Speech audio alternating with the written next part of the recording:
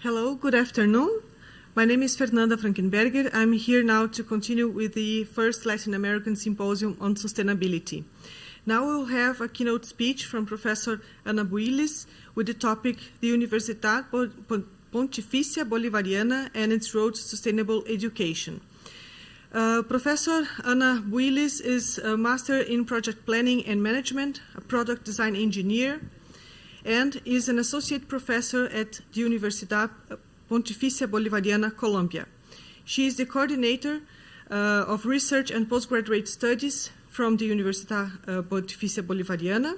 Her work focuses on SDGs, urban development through social innovation, sustainability, and multiple cultural and social topics, also focusing on urban transformations in Latin America. Thank you, Professor Ana, for your time, and we wish you a nice speech.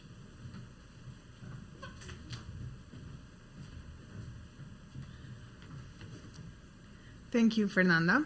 Good afternoon. As Fernanda said, I'm just adding two things of my profile because I think they are quite important for me. I'm also a professional in literary studies, specialized in Caribbean literature, and I have a master in literature. So I connect my social cultural life with my technical engineering part and study the city and sustainability. And I define myself as a bookworm. What I'm talking to you today is the road of UPB, Universidad Pontificia Bolivariana, on becoming a sustainable university, but in not only as an organization or institution, but also on the road for a sustainable education. So to start, I'm going to show you some milestones that are really important for the sustainable strategy that the university has built. The university was founded in, I know you cannot see, but sorry, in 1936. So in those years, they started building four big campuses. The main campuses is in Medellin, where I work. We have another in Monteria, other in Bucaramanga, and Palmira, which are different regions of Colombia. There are some in the coast, some in the center, and some in the northern part of the country. One of the first milestones is in 1969, where the university founded the CD, which is the Department of Research and Innovation for all the campuses. Then in 1999, we founded a lab for quality of water that then in 2008, it was accredited for high quality, a laboratory for researching about the quality of water. This is based on Monteria, which is in the coast, in the Caribbean coast of Colombia. Then in 2014, the university finds a big strategy that's called strategic focus. There are 5. I'm going to talk later about it, but there are 5 focuses on which our research needs to be rooted. There are different big topics, let's say problems, not topics, in which our research and education focuses the most. Then we have founded the Lab for Renewable Energies in 2015, and 2020 and 2021 we got it, the Neutral Carbon Multi-Campus certification and Zero Waste certification. Those are like the brightest milestones of our university regarding UBB's sustainable strategy. One of the main focuses of our university regarding the SDGs is SDG 4. We focus our work in almost all the SDGs, but as you're going to see further, SDG 4 is one of the top of the priorities for us. And It started with the different operation and sectionals we have, trying to have the same quality in all of the sectionals, not only in the big central sectional, which is Medellin. This I brought it just to show you how we work and the organizational level. We are a multi-campus. That is really important for Colombian institutions, and we are certified as a quality institution with multi-campus. We have all the sectionals that I showed, and we have politics that are surrounded or that are based on sustainability, in focusing environmental sustainability. Those in the line: energy, health, water, food and territory, TIC, which is information and communication technology, and human and culture are the focus strategies I told you. The 5 main, let's say, topics and problems we try to work at the university. UPB considers that strengthening and generating and consolidating to consolidate the capabilities associated with sustainability, we should determine that as a factor within the organization, within the organizational culture. It is that to project the challenges we have found, so we can assume it as a priority. That implies facing different models that continuously consider the relationship between sustainability, innovation, and knowledge management. Those are the focuses we have. The general strategy is called UPB Sostenible, which I can translate as Sustainable UPB. It tries to achieve, or it wants to achieve, the transformation of attitudes and practice at all levels of the university. It wants to permeate the culture of the university in consistent, rigorous, and human-centered work. So we want that all the stakeholders of the university, not only students, but also staff, professors, and providers, understand the goal that the university has set as being a sustainable university. And as a Catholic university as we are also focusing on what Pope Francis declared on the Laudato Si, the letter when he wrote on the care of the common home, when he asked us to bring a new dialogue on how we are building the future of the planet and the need for a conservation of the units for all of us. Because the environmental challenges we are living and its human roots interest and impact us all. So in this sense, our university has a fundamental role in education for transformation, promotion, and implementation of measures oriented not only to the adoption of sustainable lifestyle, but also to transfer and generate technical knowledge that tend to innovation of a closed cycle economic model. That is a real big goal, we know, but I think we are working hard to do it. In this sense also, the social responsibility policy that the university defined or designed reaffirms the university's permanent commitment to generate impacts that contribute to human and sustainable development. This policy was aligned with the initiatives that at the moment were in the landscape of social responsibility, like Global Compact, the Millennium Development Goals, the Ethics Institute, and the Global Reporting Initiative, GRI. We also promote the principles of the UN Global Pact as a part of the commitment towards a sustainability and responsible university. As you can see, anti-corruption, human rights,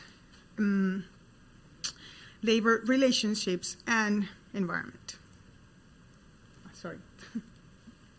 We have the UPB acknowledge that to generate a greater impact on society, we need to teach and train on all aspects of sustainability, but also we have to act as a sustainable organization.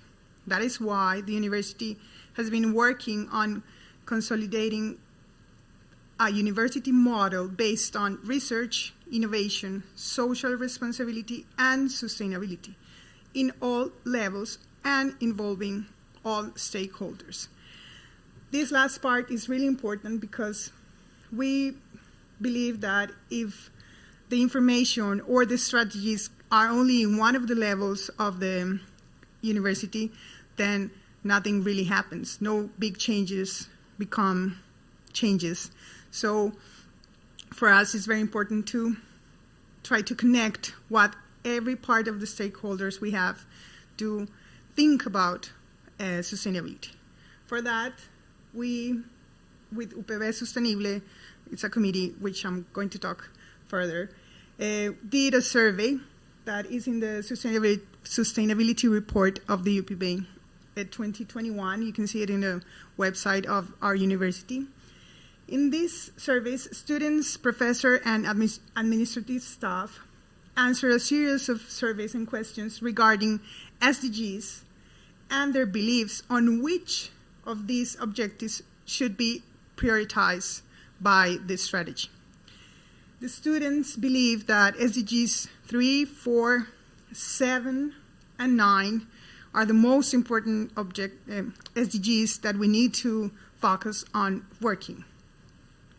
Teachers and administrative staff, by the other hand, believe that SDGs 3 and 4 are the most important SDGs we need to think and work about.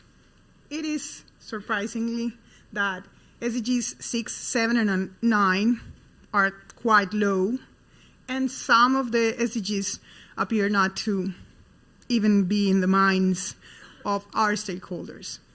Let's say climate change for change is not in their mind, which is really, really a big issue in this time. The survey also shows us where were the topics that the professors and administrative staffs wanted to or needed to or are working in but this time. And let's say the topic that was in the top of the list was biodiversity, environment, and ecosystems regarding fauna and flora in the central campus and sectionals, actions for conservation and care, interaction, and reforestation. This is quite funny if you get to see our research projects, where are they going to? None of our research projects really are trying to resolve or to understand problems of reforestation, biodiversity, or even environmental and ecosystems. That's kind of weird, but sometimes we work that way. So currently the UPB has made 3 strategic decisions. The first is the confirmation of a sustainable strategic committee. The second is conceptualizing the social responsibility policy. Sorry, I'm freezing. Within the guidelines of the 2030 agenda. And the third is delivering the sustainability report of the UPB system. This is very important for us. We have been delivering the report since 2016 until now. So one of the most important programs we have at the strategy of UPB Sostenible is the GENC, Generación y Fortalecimiento de Capacidades, Generation and Strengthening of Capabilities, which seeks to promote theoretical and practical knowledge in relation to sustainable development and sustainable lifestyles proposed in the SDG 4 Quality Education Target 4.7. In this program, UPB has 3 projects: Sustainability Chair, external offer of training and services in sustainability, and a quantification and training table. which I'm going to talk here. The Sustainability Chair, what has been doing is they have been reviewing the curricula of various courses we offer in different schools of our university, and we found some different, let's say, concepts and ways of showing, training, educating for sustainability, or showing, addressing the SDGs in partial manners, depending on a specific area. Let's say in architecture and design, we teach SDGs and sustainability in one more technical way, and in social science, they teach it more in a social way or social manner.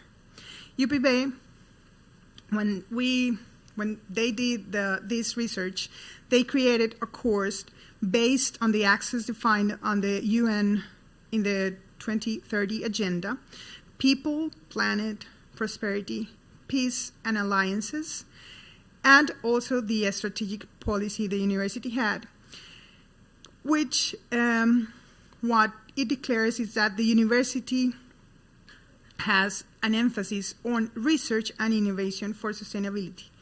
The course is called Cátedra de Sostenibilidad, and now we have 3 schools that are having them and actually have students in them. That is the business school, the architecture and design school, and the engineering school. The UPB Sostenible, it's a unit aside from the academic unit. You know, it's like a different department. So they sometimes struggle to communicate with different administratives of different schools, because some schools have different beliefs on how we should, or if about sustainability, SDGs, and climate change. So that's why only 3 of 8 schools have this course by now. But we are working on making it, let's say, mandatory for all the students, like English, it is for us, or let's say like some human courses we have too, because we are a Catholic school. Since if the Laudato Si, we need to care for our common home, then we need to know how to do it. It's been a struggle, but I think we can do it. We are missing only 5 of 8. The external offer of training services in sustainability is the other project we have, and we have been offering different non-degrees academic services that are developed by the schools or the academic units of the university.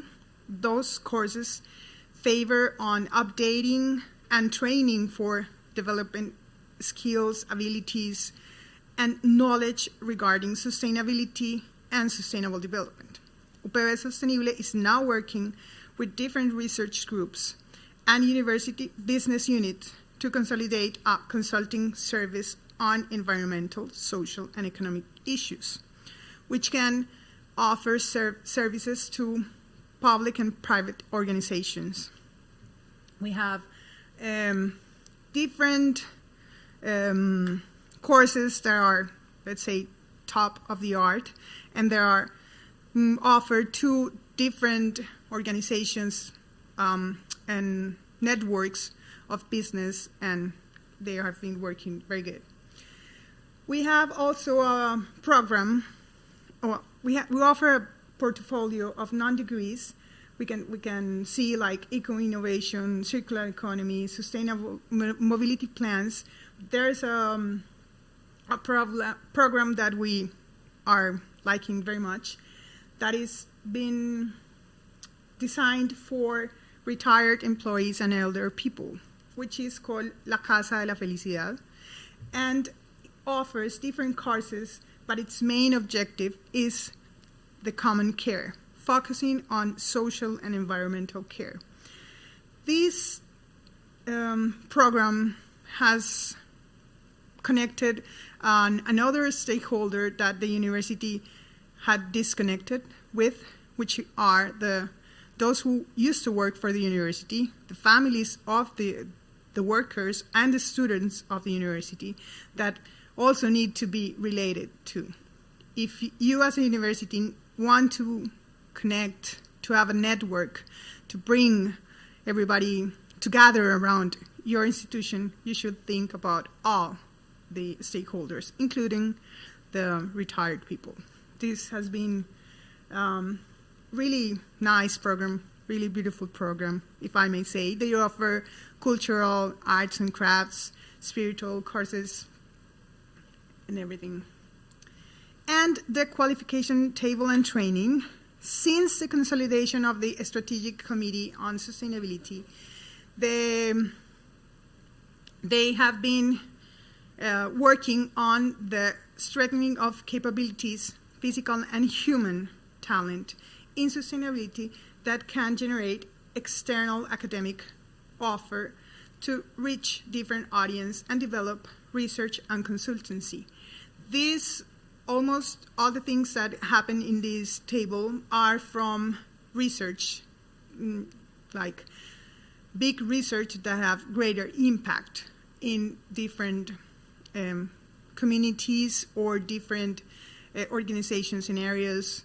Let's say, for instance, we have a project of, I don't know how to say in English,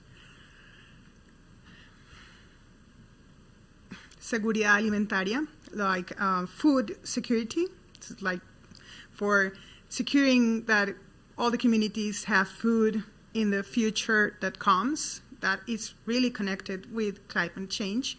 So this project that is with FAO, we are working on becoming a strategic plan for the whole city and the regions of the university. That's one of the main issues. And then one of the important things about this training and qualification table is the impact it has on the regions. Even though we have only 4 campuses, we have an impact on, let's say, very far away communities of Colombia, like Leticia in Amazonas, Putumayo, Baupés, those that are communities that sometimes are left behind, and we have a program that's called Etnoeducación. It's like education for communities or communities. So one of the most important part of that qualification table is this, the impact the university has been brought in these different regions. As you can see, it's not in the center of the country, because the center of the country is the one that has the most attention, like Medellin, Bogotá, Cali. So we're focusing on those regions that are left behind for various reasons that I'm not talking about. So the research in UPB.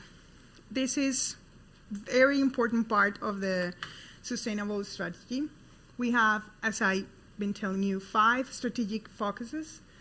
Humanización y Cultura, which focuses on everything that has to do with social, culture, arts, and everything that's in the middle of, let's say, the heart, the identity of cultures. We had a health that's really important. We have a health science school. We have an energy that has been working a lot on transforming the use of energy, renewable energies, and different types of sustainable energy, if we may say that thing. A TIC, which is communication technologies, and agua, alimentación y territorio, which is water, food, and territory. Within these focuses, we have big research programs, and us as researchers at the UPB can work in 1, 2, or all the scientific committees of this strategic focus to build different research projects. For instance, I am in Humanización y Cultura and also in Agua, Alimentación y Territorio, and we are preparing a proposal for mitigation and adaptation of climate change in the coastal border of the Caribbean coast in Colombia. It's a very big proposal that engages a lot of stakeholders of the university, but also government and non-government institutions and the community that is living in that area. These focuses promote, encourage, facilitate, and generate conditions to the research conducted within the university. They work like an academic unit, and they have a leader that is constantly looking for money in order to research. Because even though we are a private university, we have issues sometimes with budget, because budget always goes for something else than we want it to. And UPB Sostenible, that academic unit, is always suffering from budget, but what the leader of UPB Sostenible does is connect and make networks with the strategic focus in order to find the money to build the micro-red or build a lab for sustainable energy or whatever connected to research, which in our university is starting to be mandatory to have students of all levels in research projects, undergraduate, master degree, and PhD students. That is not easy always, but is always in favor of achieving the goals of the research and also promoting students to become researchers, hopefully. So we have 53 research groups in Medellin, that's the central campus, 3 in Palmira, 8 in Monteria, and 20 in Bucaramanga. Since we are a multi-campus university, we are being, let's say, they are asking us to work together to become a real network, because it is not that easy, since we are the same institution, but we are not the same people. We are not managed by the same people, even though we have the same policies and everything, the same everything. But we are trying to work it out, because if we do that, probably we can understand better how our country works, which is, as you may know, little but very complex country. So researchers and UPB. This is very important. Why? Because, as you know, SDG 5 focuses on gender equity, and unfortunately is one of the SDGs that we don't talk that much at UPB. And in the last survey, the stakeholders, not teachers, but students and providers, said we need to pay more attention because we are not really thinking on it. But 2 of the 4 vice rectors of the university are women. 3 of the 5 leaders of the focus research I just mentioned are women, and 2 of the deans of the university are women. So something is changing. The rector is never going to be a woman, because why? Because it has to be a Catholic, and we cannot do that. He has to be a priest. Thank you. And we have 326 researchers in the university, classified by our Ministry of Science and Innovation. 40% of them are women. So something is saying that we women are really working on research. Most of the women are not in Medellin, not in the central campus, are in the different regions, and Palmira is one of the most important in that. This is really, really important because we're closing gender gaps without even knowing we're doing it. So we need to acknowledge that, to understand what's happening, and to do it not only partially, like you see there, but in the whole institution that really impacts. I'm kind of ending now. And the university is not only proposes to provide training programs and courses for external and internal students, but also to provide advice on sustainability issues, which is why the rest of the project, the UPB Sostenible project, creates a sustainability consultancy. This is really important for us. However, when it is implemented, it is intended to promote the generation of spaces of reflection that allow the unification of the UPB stakeholders' imaginary in relation to sustainability, in response to global challenges, so that all are replicators as a contribution to the joint project of the consolidation of the culture of a sustainable university.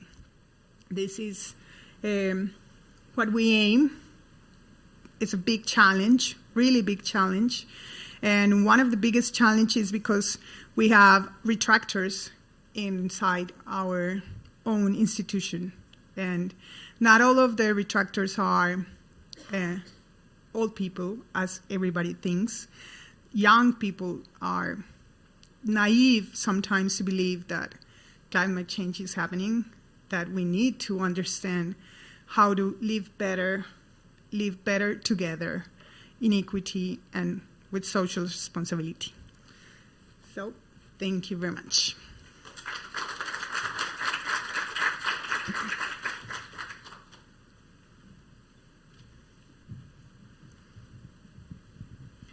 Okay, thank you very much, Anna. Do we have questions?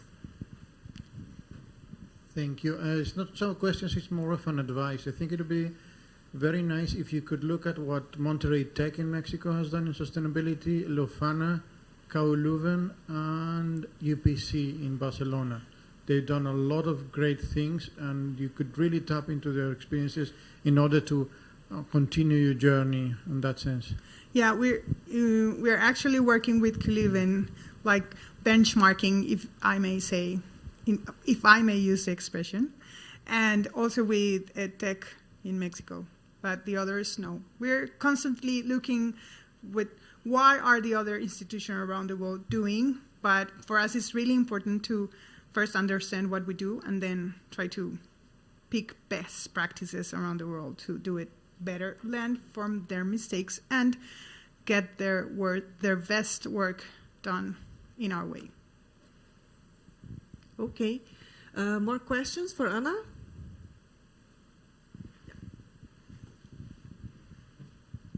Anna, I would like to know if the different campuses, population, like academic population, and if they have different faculties, courses, or because it's such difference between women in Palmira. I don't know. It has to be with the academic offer, or probably it has to be with the academic background or the academic programs we have. But first, we don't have the same number of students in each campus because the biggest campus is Medellin. Palmira, the second is Bucaramanga, then Montería, and then Palmira in number of students. And we don't have the 8 schools and all of the programs in all the universities. And that's because, well, a lot of things, but mainly because Ministry of Education, if you have one program, when you're multi-campus, if you want one program in Medellin, then you have to have the same, equally the same program with everything in the other campus. That can be hard because, for instance, we have architecture in Medellin and also in Montería, but issues on architecture in Montería and Medellin are completely different. So, and I believe that you cannot teach the same in Montería than in Medellin. So probably in Palmira, if my memory is correct, and Liliana can help me. We have most social sciences and business and engineering. And we don't have design or architecture or health schools. So probably it has to be with that. That's why I was saying that we need to acknowledge what's happening, because we just did a little graph, a very beautiful graph of how many women we have, but we don't really know why is that happening. Okay. More questions here?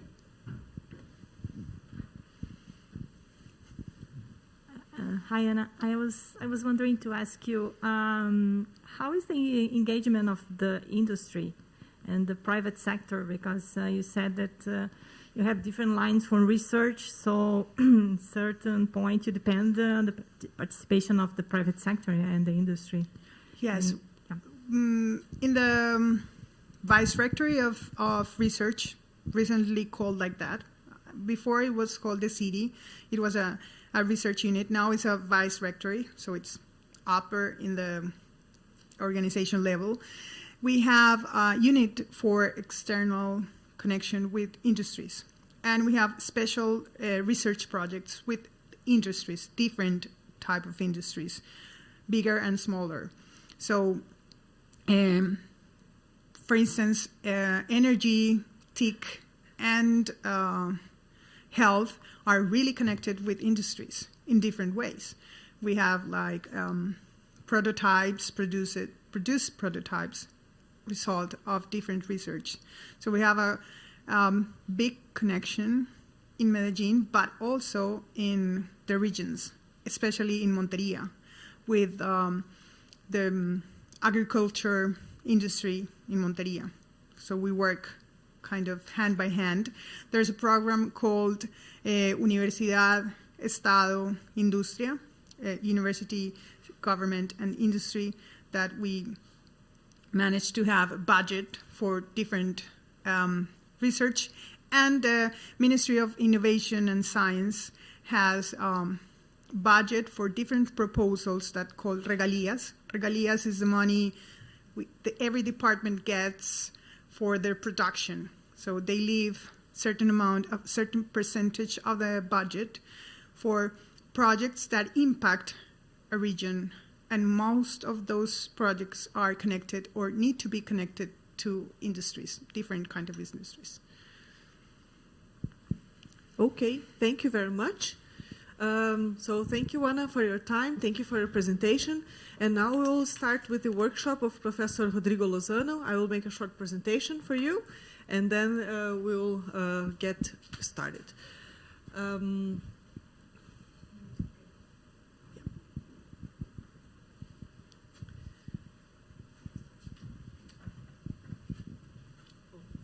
Just a second.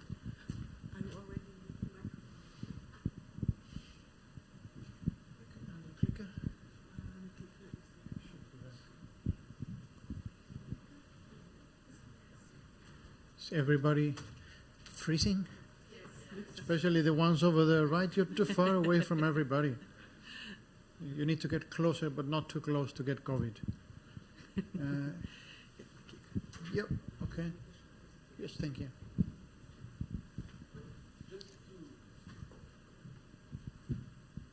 Just to inform you, we ask to turn off the aircon, and they turn off. But they need to have at least one machine working, because off, we have no air circulating here, yeah? Then we are in the minimum possible now. Believe me, it could be worse. It will be worse once you start presenting.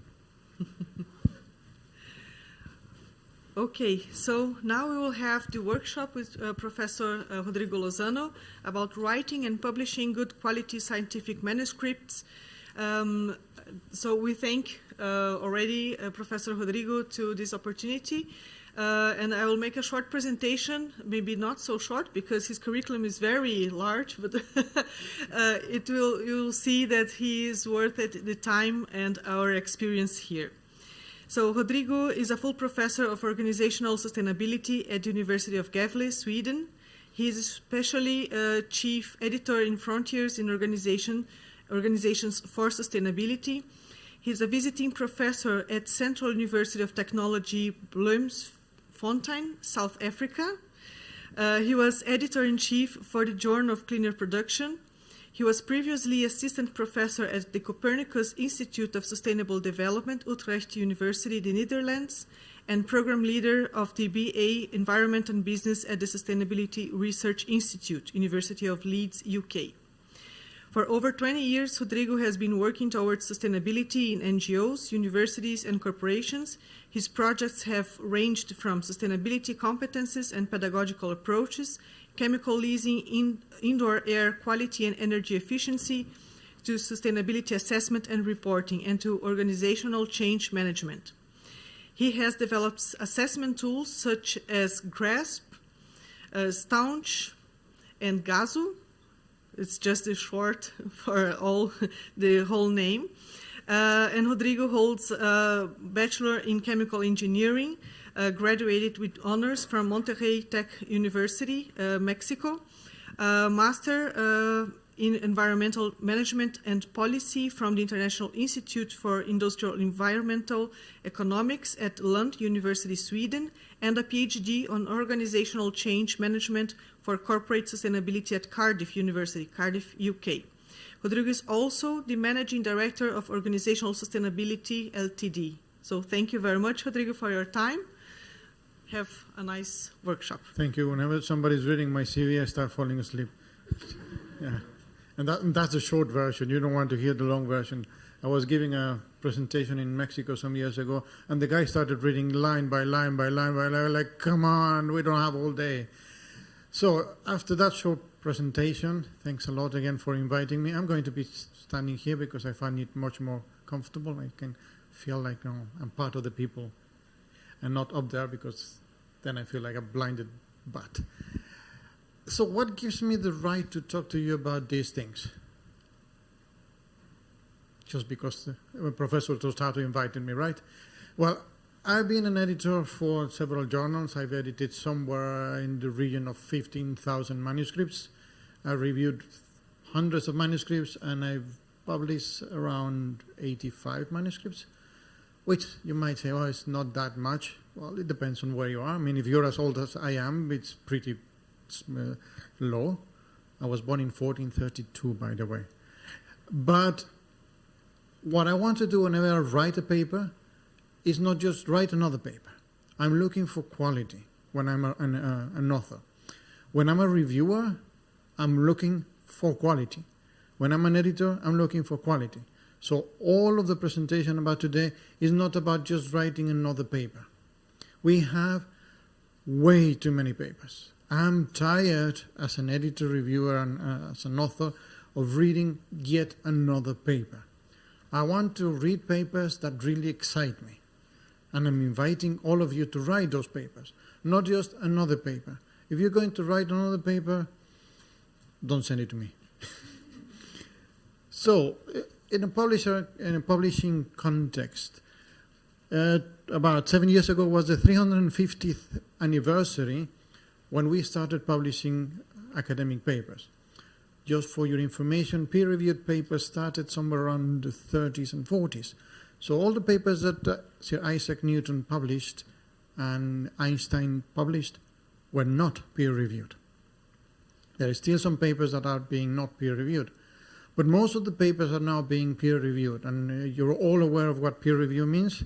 Yeah? It means you send it to somebody else who thinks he or she is your peer. Most of the times it is. Some of the times they're not your peers. I mean, they're your peers in title because they are probably doctors or doctors soon to be, but they might not be within your particular discipline. And that causes a bit of a friction. But in general, people who can do all that review appropriately.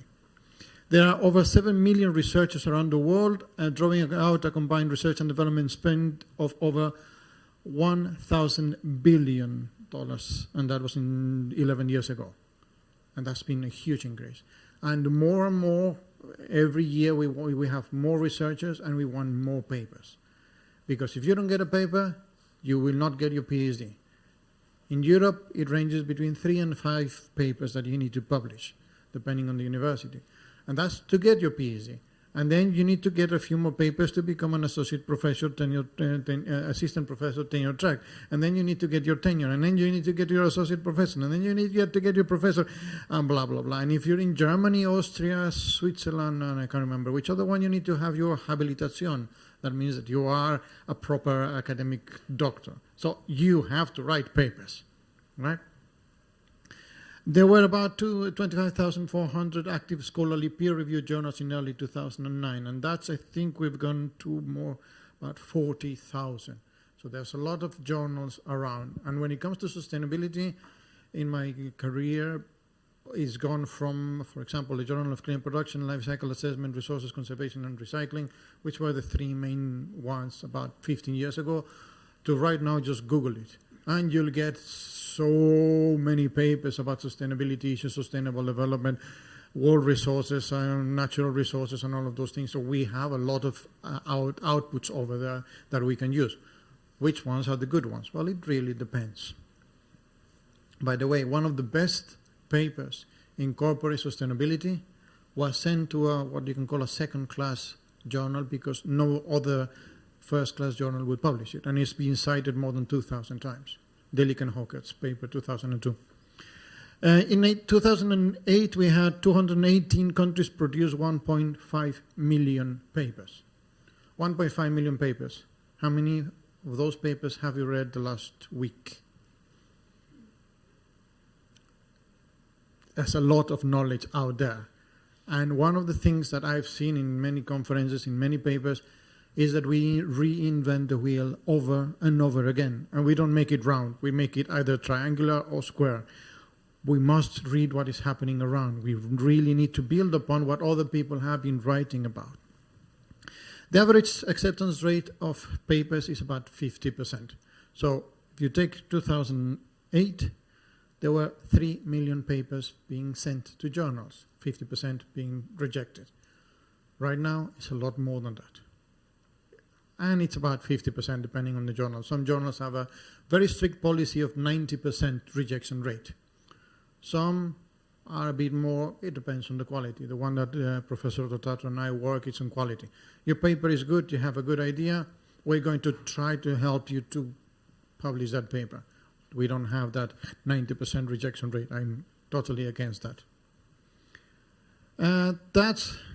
Let's see, that's a logarithmic scale. That's about where Sir Isaac Newton was born, and that's a few years ago. And you see how it's been increasing rapidly. And peer review started about here. Okay. That is just to show you the different countries that we have. In 2013, China surpassed the US in number of papers. Number of papers, okay? Doesn't mean quality, it means number of papers. Now, Malaysia has also been working a lot, China has been working a lot, and you have very good papers, you have very bad papers, so on average it's kind of the same.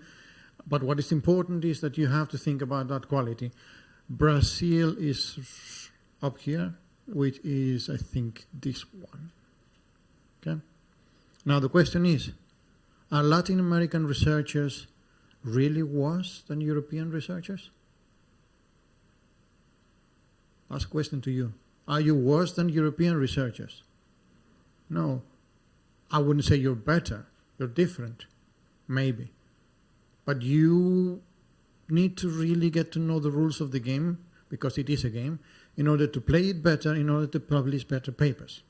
So today, I'm going to try to give you some tips to cheat the game, the system, no, just to learn how to play this game a little bit better. Those are the number of papers, not really that important, but if you see Brazil here, it's very tiny. You see Europe, the US, China, it's been growing quite a lot. Africa, practically nothing, usually from South Africa and Nigeria over there. And there's a lot of potential here, huge potential here, and a lot of potential there. So the publishing cycle. Just to confuse you, where do you want me to start? Doesn't really matter, it's a cycle. Okay, so let's imagine that you are an author. Okay?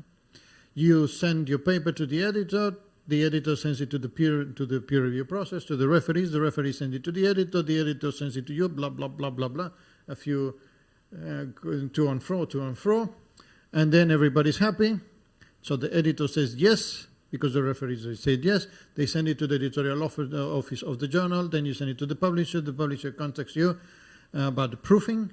By the way, just recently got one of the latest papers on proof. Great. And then you send it to print. Practically, we don't print anymore. Only a few journals do that. What we do is we send it to the internet, and then that gets in touch with you. You send it to an agent, to the library, and the readers, and then you have the research community. So that's kind of what happens in a space of about, well, depending how good is your paper to start with. If your paper is fairly good, it takes about 3 months in this process, and then a couple of weeks in this process. If your paper is not that good, it can take up to 2 years. And that's from when you have the paper written. The paper that took me the longest to write from inception of the idea to having it published was 7 years. The shortest one was about 2 months. That was very quick. On average, about 6 to 9 months, give or take. And I'm going to be focusing on this area today. So why should you publish a paper? I've given you already some hints to get a PhD, right? Yeah. Because my supervisor or my boss told me to do so. Yeah. Because I joined the conference of Latin American Society, blah, blah, blah, and then we have to publish a paper or a book chapter or whatever. Yeah. Okay. That's not really good motivation, okay? To get my PhD, it might be a bit of a better motivation. But of course you can go the monograph route. And you just write traditionally, big book, and off you go. To get a promotion, yeah? To become famous, forget about it. It never works. You might become famous after your 3,000 paper that you published. To win a Nobel Prize? Not really. A lot of Nobel Prizes on science, their impact factor is fairly low, and so, no. We publish papers for that reason. Because we want to share advances in, and I put it in capital letters, scientific knowledge. Not a report, not something for the government. It's scientific knowledge. And that means we need to push those boundaries. And that's what I was telling you in the beginning. It's don't write another paper recycling what has been done before by somebody else or even by yourself. You have to push really those boundaries of scientific knowledge. And what do we mean by scientific knowledge? Well, it really depends. In which field are you? Are you in applied mathematics? Are you in higher education for sustainable development? Are you in business? And if you're in business, which part of business? Is it strategy? Are you in supply chain? Where are you? And then in that field that you're in, you have to become an expert on what has been happening in the last up to 2 months ago in order to be able to push those boundaries of knowledge and not just recycle. So how do we do that? We present new, unique, original findings, results, or methods. We present what we call an integrated, holistic review of a field or to summarize a particular subtopic. Or we do a systematized published results. So this is a literature review. This is your traditional original papers. This is a literature review. And this is where we start entering into meta-analysis and bibliometric analysis and all of those things. Publish whatever, published. Okay? Most of the papers are around here, I would say 70 to 80%. And then you have few systematic literature reviews. Many of them are very well carried out, and many of them are carried out if you were in kindergarten. And bibliometric analysis is the same thing. You have to know the method properly, carry it out with a good sense.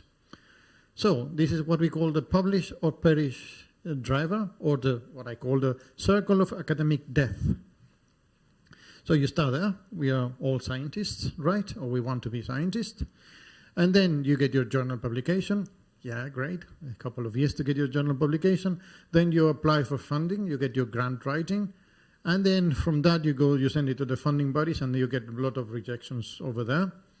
And then you get new scientists. So you hire postdocs and you hire PhDs. So what happens if we don't publish? We can't really apply for money, and we can't really hire new people, and we can't really... So that's why I call it the academic circle of death. We have to publish, sadly, because the funding bodies, most of them, they ask you for your academic CV. So what have you done? Yeah, you got your PhD in 1876, and from 1876 to now, what have you published? Have you really been pushing those boundaries of scientific knowledge or not? So what do publishers' journals want? We want, very important, originality, scientific originality. Okay? We want significant advances in the field, scientific field. We want appropriate methods and conclusions. If I was to tell you the amount of papers that I have received with a qualitative question and quantitative methods, you'll be surprised. You have to use the right methods for the right thing. We want very important papers that we can read. There's a lot of papers that come out and have not been passed through, I wouldn't call it a native English speaker, but a scientific English editor. Scientific English editor. It doesn't mean that, oh, I have a friend in the US, he can rewrite my paper. No, because he or she needs to really know the topic that you're talking about and the terms and how to put it in the right way. We need studies that meet ethical standards. And a few years ago, when I was still in the Netherlands, there were several cases worldwide where scientists were making up the data and they were trying to do things that were not ethical. A couple of them were fired, and once you're fired from a university from those type of things, forget it. You will not be able to get another job in a university. And a couple of them were demoted, and they had to take ethical courses. What we don't want is duplications. Reports of no scientific interest, and you keep on hearing scientific, okay?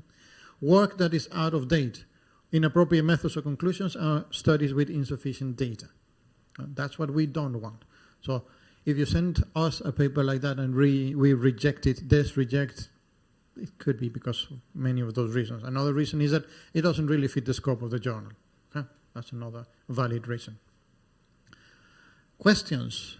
Where do I start writing my paper? Do I start with the title, with introduction, methods, the results?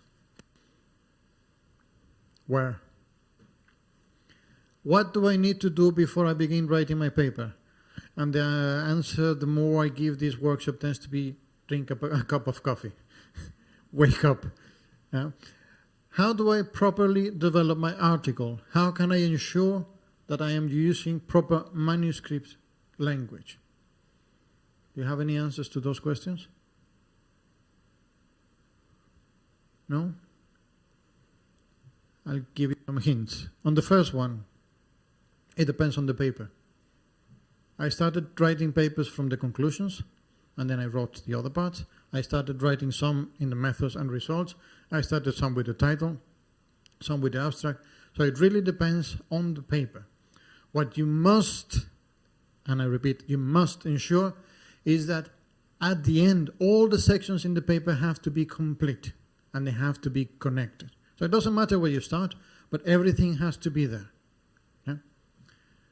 What do I need to do before I begin writing my paper, besides having a cup of coffee or tea or whatever you do, is make sure that you have all the necessary information.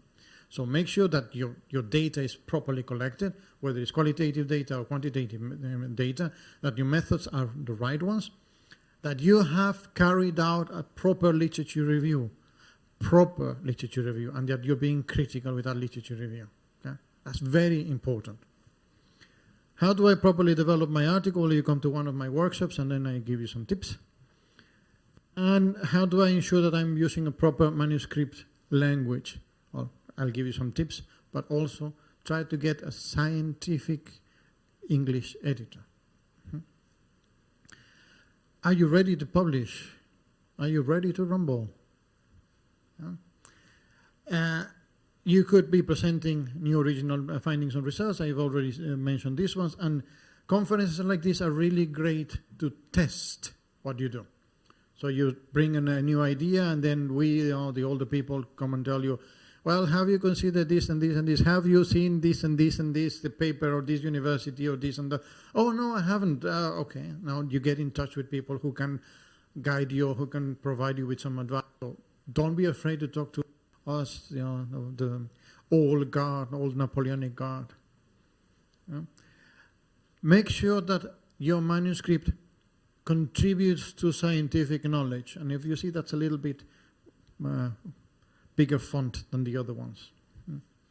Has a clear, useful, and exciting message. One message. One message per paper. Don't be adding 25 messages in your paper. One clear message. It's presented and constructed in a logical manner. Usually engineers, we tend to have very 1, 2, 3, 4, and Germans also 1, 2, 3.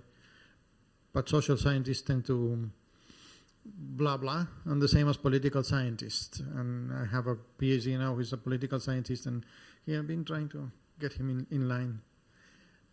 He's doing quite well in that sense. Is designed so that reviewers and editors can grasp the significance easily. I've been talking to some of my reviewers lately, and I asked them, how long does it take to review a paper? Between 2 and 4 hours. You say, well, it took me 2 years to write a paper, and you're only dedicating 2 to 4 hours. Yes, that's the only available time we have to check your paper. So all the reviewers do it for free, and we need to find that time among all our extremely busy lives. So preparing conferences, going to trips, preparing our own papers, teaching, doing research, doing administration. We need to find those 2 to 4 hours. So in those 2 to 4 hours, you must convince the reviewer that what you're doing is really relevant, it has a clear message, and it has a scientific contribution. And the editor has even less time. When I was the editor of the Cleaner Production, I had maybe 5 minutes to go through each paper, skim through each paper, and said, okay, this is okay to continue the process. 5 minutes for an editor, 10 minutes, 2 to 4 hours for a reviewer, and then you need 2 to 3 reviewers. So make sure that your paper is extremely clear. Who is your audience? Well, not your audience, but your paper's audience. Do you reach specialists or multidisciplinary researchers or a general audience? So are you writing about a particular paper in Brazil, or are you writing it in Colombia, in Bucaramanga, or are you writing for the world? And if you're writing for the world, then you have to say, well, the state of Paraná, Curitiba is in the state of Paraná, Curitiba has 2 million people, blah, blah, blah.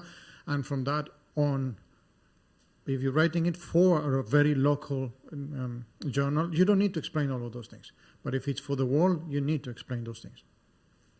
Now, if you're writing for a multidisciplinary journal, well, you have to write everything. So especially when you're combining disciplines. You have to make sure that both disciplines understand each other. So if you're used to innovation studies, you don't need to explain what an innovation is. If you're used to business, you don't need to explain what business studies is. But if you're combining innovation with education, then you need to make sure that you explain innovation and education. Okay? Even the same journals in the same family. So you take Elsevier, Cleaner Production, Resources Conservation and Recycling, and Sustainable Consumption and Production. They're kind of within the same family, but they have different rules. They have different reference styles, different structures, and everything like that. Same in Frontiers. So we have frontiers in sustainability, frontiers in water, frontiers in climate change, frontiers in blah, blah, blah. We have different requirements, and that's usually because the editor-in-chief decides to do things this way or that way. Okay? And I was talking about style in that sense. For example, I prefer more the passive style when you're writing rather than the active style. But that depends on the journal. and I mentioned that, is your readership worldwide or local. Which journal should you publish in? Well, Frontiers in Sustainability, Sustainable Society Organizations. Just a little bit of self-promotion there. No, it really depends on what you want to achieve.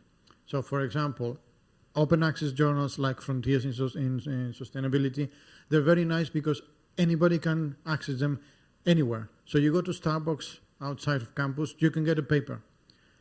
Some of the other journals, traditional journals, you have to be at the university or you have to have a VPN in order to be able to access those ones, or you have to pay for the journal, or there's other ways like Sci-Hub to get journals, papers in that way.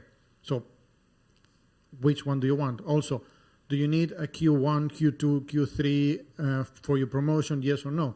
For example, in the Nordic countries, we don't really care about those things. So we just publish and then we just want our research to be out.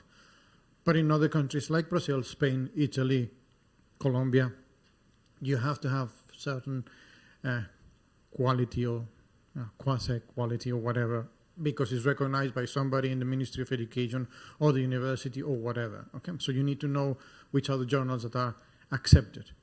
And especially if you're writing 1 or 2 papers a year, you need to put them in the right place, right? If you're writing 10 papers a week, then you can put 2 here and there. What type of articles does the journal publish? What's the readership?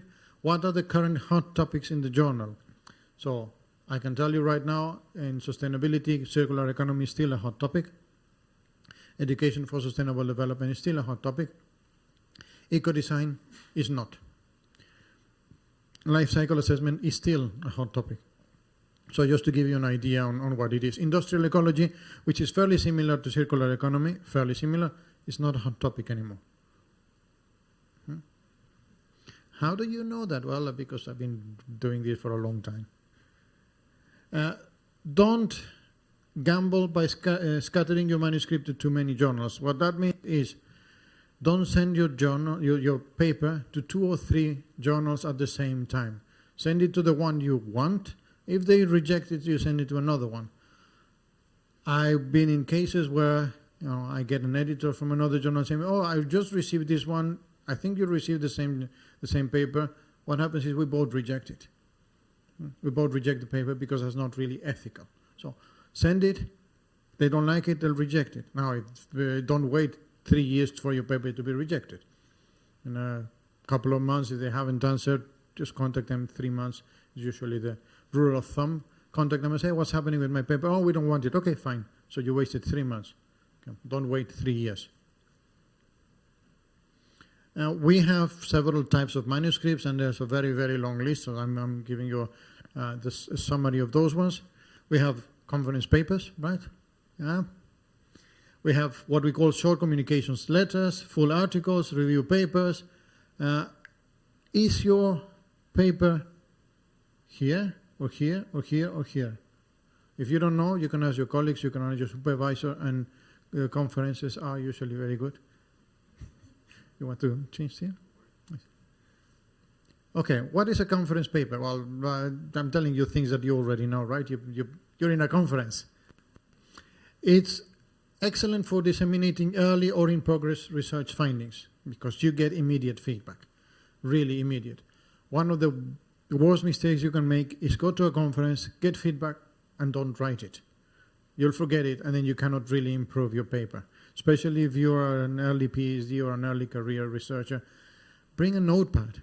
So you finish your presentation and they ask you the questions and just write the questions. Notepad, iPad, whatever it is. You write them down and then talk to the person who asked the clever questions. And then that can help you improve.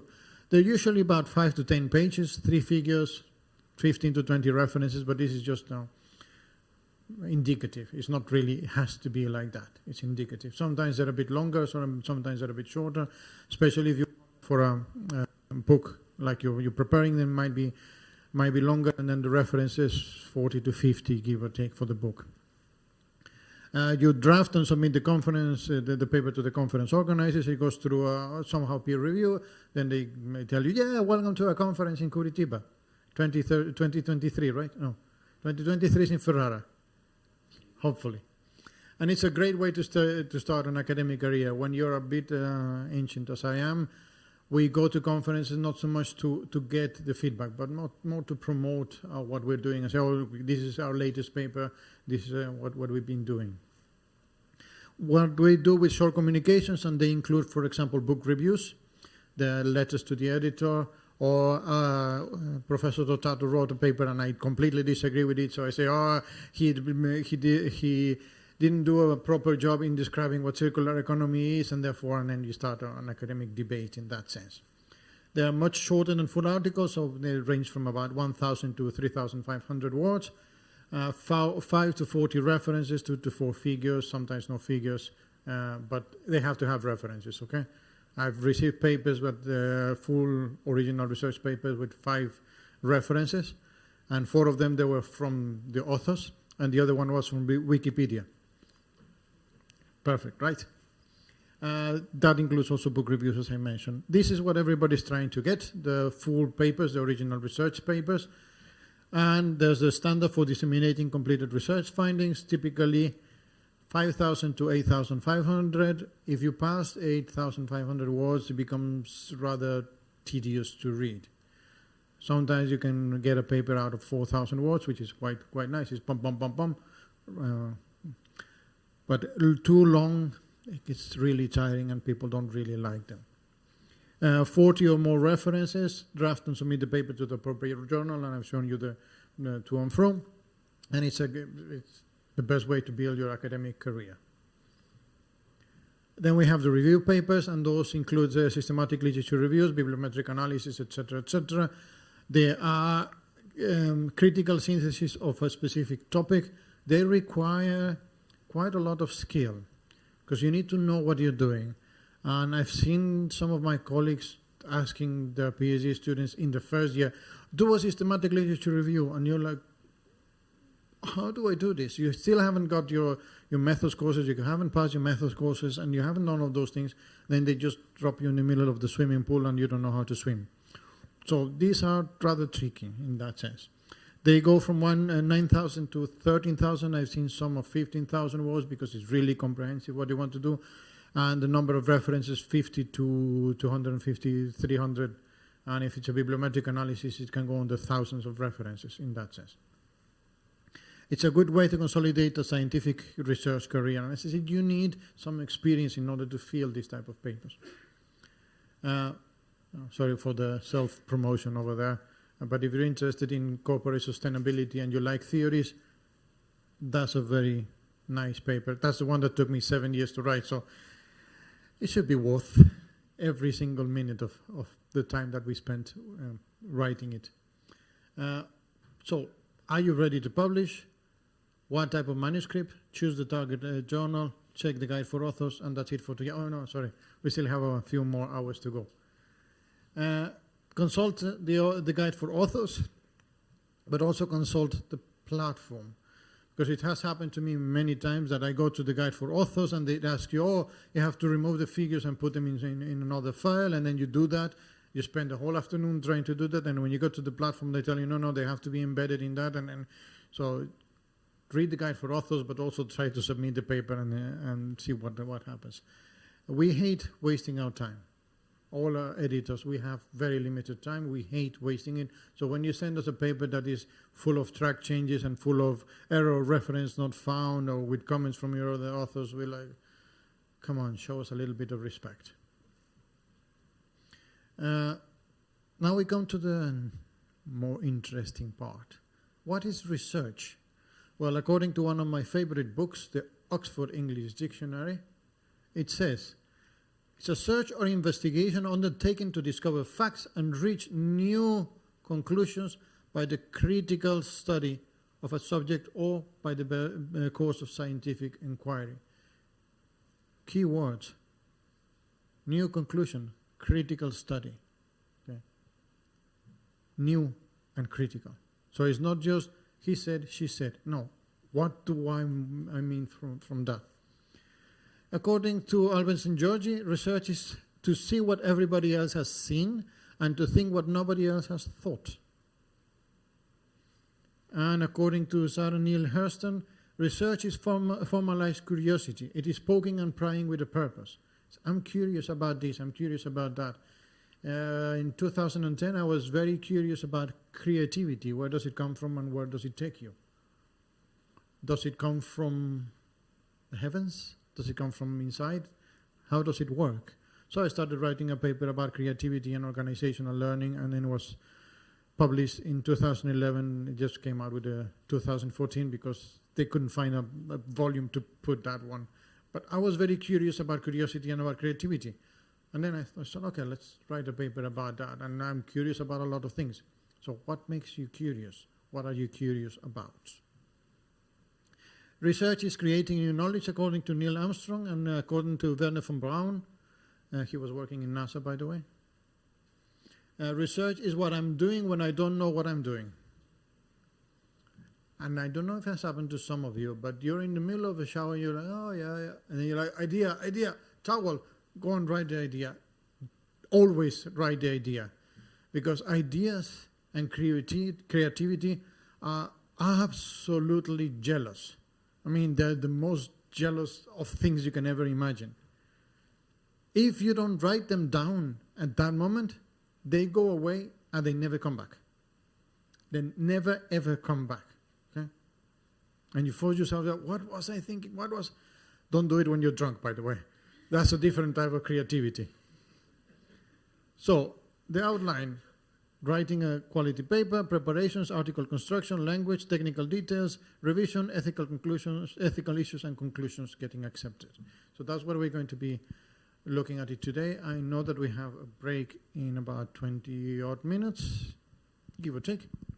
So he's going to tell me break, and I'm also going to see it in your eyes because it needs to go in. So this is your, I would say, typical structure, rather pseudo-typical in a way. You have a title. I've never seen an article with no title. Yeah? You have the authors. I've never seen an article with no authors. You have your abstract and keywords again. They have to have them. And then you have what we call the main text. Introduction, literature review, methods, results or findings, discussion and conclusions. I have seen papers without literature review. And what they do is they integrate the introduction and literature review. I have seen papers without methods. I have seen papers without discussion because they just kind of integrate results and discussion. And I've seen papers without conclusions because they call it discussion. But the previous four, you must have them. And an introduction, yes. Acknowledgements, yes. Maybe you want to thank your grandma or your partner for making good food or giving a cup of coffee when you were like, oh, creativity, come. References, please put them in. And supplementary material, it depends on the type of paper that you're writing. All of these must be accurate and informative for effective indexing and searching. And each of these have a distinct function. And I'm going to go through all of them in that function. Okay? A title. It's the very, very first thing that any reader would read, unless they know your work and then they don't care about the title because they're looking at your papers. But most of those, it's a title. You have to be catchy enough. It has to have the fewest amount of words with the longest amount of meaning. Oh, how do we do that? Well, by working with these things. It is the first thing. And you have to make it really appealing. This is the hook when you go fishing. With this, you hook the reader. Say, oh, how circular is the circular economy? That's the title of one of our recent papers. You're like, oh, I'm a bit curious about that. Okay? The title, you have to convey the main findings of the research. Be specific, be concise, be complete, and attract the readers. Don't use unnecessary jargon, uncommon abbreviations, ambiguous terms, unnecessary details, and focus only on part of the content. Some not so good titles. Influence of rate of salinity increase on nitrifying biofilms. Total factor energy efficiency in BRI countries, an estimation based on 3-stage DEA model. What is a BRI country? Or was it the BRICS country or something like that? And what is a DEA model and what? An investigation into anywhere working as a system for accelerating the transition of Ho Chi Minh City into a more livable city. too many cities there. And too many what? What? Do you really want to read any of those ones? If you want to read the first one, you're probably a chemical engineer. Okay. Some better titles. I won't say they're excellent, but a little bit better titles. Implementing traceability systems in specific supply chain management, SCM. So now we know what SCM means. Through critical success factors, CSFs. Okay, now we know the acronyms. I don't really advise that you put acronyms on your title unless it's, for example, you're working on DNA. Everybody more or less knows what DNA is. But if it's uncommon acronyms, don't put them there. New perspective for green and sustainable chemistry and engineering approaches from sustainable resource and energy use, management and transformation. It's very clear. It's telling you what it's doing. A review of theories of the first, you know, I've already told you about that one. It tells you what it does. Okay? Authorship, general principle for who is listed first. And that depends on the discipline too, because, for example, in medicine, the first author is the last author, and the last author is the first author, and I feel like I'm a Groucho Marx just playing here. Groucho Marx? Okay, I'm really that old. The first author is the one who conducts and supervises the data generation and analysis, presentation and interpretation of the results, and puts the paper together and submits it. That's kind of the theory. In practice, you really need to kind of negotiate who is going to be the first author, if it's somebody who really created the project and really led the project, or sometimes it's the main supervisor because the second author is not that experienced, and so on and so forth. And then you have the corresponding author, because let's say we're working together, and I'm going to go on holidays to, I don't know, Antarctica, you know, a nice cool place, for 6 months, and I'm not going to be able to deal with the bureaucracy of article, with the journals bothering me when I'm chasing penguins in Antarctica. Yes, there are penguins in Antarctica, but not in the Arctic. So he is going to be the corresponding author in order to do those things. Another trick that we tend to do sometimes with our newest PhD students is that, for example, I'm the first author, and the PhD student is the corresponding author, because he or she then gets the feeling of different mechanisms and processes of submitting a paper. Avoid ghost authorship, so leaving out authors who should be included. That can create a major problem, because if they find out that you submitted a paper, that you've been working with them, then they will complain to the journal, and luckily it will be resolved within 2 years. If you're not lucky, it will never be resolved, and that paper is gone. And gift authorship, that's including authors who did not contribute significantly, and the word there is significantly. Many times people have told me, oh, can you read my paper and I put you as an author? You say, no, thank you. Put me in the acknowledgements, but not as an author, because I am looking for quality for my own papers. Be consistent with the spelling. You have full versus short names, full versus short addresses, including current, correct email addresses, and you have this problem.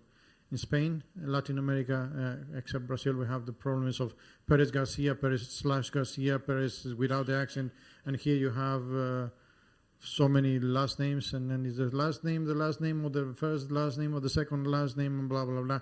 So choose a name, stick to it. If you have a middle name, use the initial or use it completely. If you have a first name, choose either Dave or David. Then also depends on the affiliation. Is it Faculty of Medicine, Faculty of Medical and Health Sciences, and sometimes they change the names. So be careful with that. And also get an ORCID number. If you don't have it, it takes about 2 minutes to get it, even less than that. Get it, and that makes your life easier, especially if you change your name. So it's quite common in Europe that once women get married, they get the husband's name, and I think here in Brazil it can be either way. So with an ORCID number, you don't have to worry about those things, because it's linked to you permanently. An abstract is the second thing that the readers read, and that's when you really start reeling that fish. Okay? You hooked it with the title, and now you start reeling it. And the abstract has to be complete. What does it mean complete? Well, you have to have a sentence of introduction, a sentence of literature review, a sentence of methods, 1 or 2 sentences of results or findings, 1 sentence of discussion, and 1 sentence of conclusion. So it's really your paper in a very short form. Yeah. It has to be precise and honest, can stand alone, uses no technical jargon or acronyms. Again, the acronyms, don't put them on the abstract. Is brief and specific and cites no references unless you are really debating another paper. So, Professor Tortato 2021 paper, and now I'm answering, then yes. Otherwise, no references. And also, no further research. Further research is at the very end of the paper and not in the abstract. Yeah? Use your abstract to sell your article. A good abstract, and that's already what I just told you, has one sentence of introduction, one sentence of literature review, 1 to 2 sentences of the methods, 1 to 2 sentences of the results and findings, 1 to 2 sentences of discussion, 1 sentence of conclusions. No further research. Don't have you should not have references, further research, or too much detail. Remember that an abstract can go from 150 words to 300 words. So you can't really put a lot of things there. What you need to put are really the golden nuggets on that. You have your keywords, and they're used for indexing by Scopus, Scholar, Google, and all of that. And make sure that you put, for example, if your paper is about management, put management. If it's about gender issues, put gender issues. And if it's not about gender issues, don't put gender issues on those things. Okay? They're very, that's what I just said. Check the guide for authors on how many you can put, usually somewhere between 6 and 8. And that means that it's not 6 and 8 words, it's keywords. So you can put, for example, higher education for sustainable development, that's one keyword. Okay? It's 5 words, but one keyword. Then you put semicolon, not comma, semicolon, and then you put the next one, semicolon, and the next one. Sometimes you can put up to 8 keywords. Should be specific and avoid uncommon abbreviations and general terms because they're going to be used for indexing. Okay, introduction. A bit more or? Perfect. Okay. Is it the bat signal? Okay. In your introduction, what you want to do is simply introduce to the reader what you are going to be doing. Not what you're not going to be doing, but what you are going to be doing. In your introduction, you provide a scope. Scope, you provide the limits of your research. So I'm going to be looking into circular economy in the city of Curitiba. Okay, that's my scope. That's it. I'm not going to be looking at social sustainability in Spain or in Sweden. No, I'm looking at this. Okay? That's when you need to start setting the boundaries. You put your work into context. So what is the scope? And at the end of the introduction, it is quite common, but not mandatory, to put section 2 does so-and-so, section 3 does so-and-so. In some journals, for example, Academy of Management, they ask you to put your conclusions in the introduction, but I find it rather strange because the conclusions should really be in the conclusions, not in the introduction. You already have them in the abstract. But if you're writing for the Academy of Management, write it the way they want it. Okay? Do. Consult the guide for authors for a word limit. Rule of thumb, somewhere about 500 to 750 words. If you have a literature review section. If you're going to be combining introduction and literature review, then that's different in number of words. You set the scene. Okay? I keep on telling my PhDs is that a paper is like a very boring movie. In introduction is where you introduce all your characters. This is character A, this is character B, this is character C, and so on and so forth. And in the methods, you kind of make them play with each other in that sense. So you set the scene for what is going to happen later on. So don't bring new things later on that are not in the introduction. You outline the problem and hypothesis, but that's your hypothesis not of the method, but of the introduction. You make sure that literature is cited and balanced and up-to-date and relevant and define any of your acronyms and jargon. Okay, so what I tend to do in my introductions is I try to open the door for what I'm going to be doing in a literature review. So I'll tell the reader, for example, sustainability reporting is very important and has been growing up, but what is missing is interconnections in between the different dimensions. Okay, that's opening the door. And then in the literature review, I go really in depth on saying, well, what is sustainability reporting? Why is it? What has been happening? And what are the different dimensions? And who has done so and so? And then you let the reader go inside well, the room and explain the room a bit more. Don't write an extensive review on the field, that's for the literature review.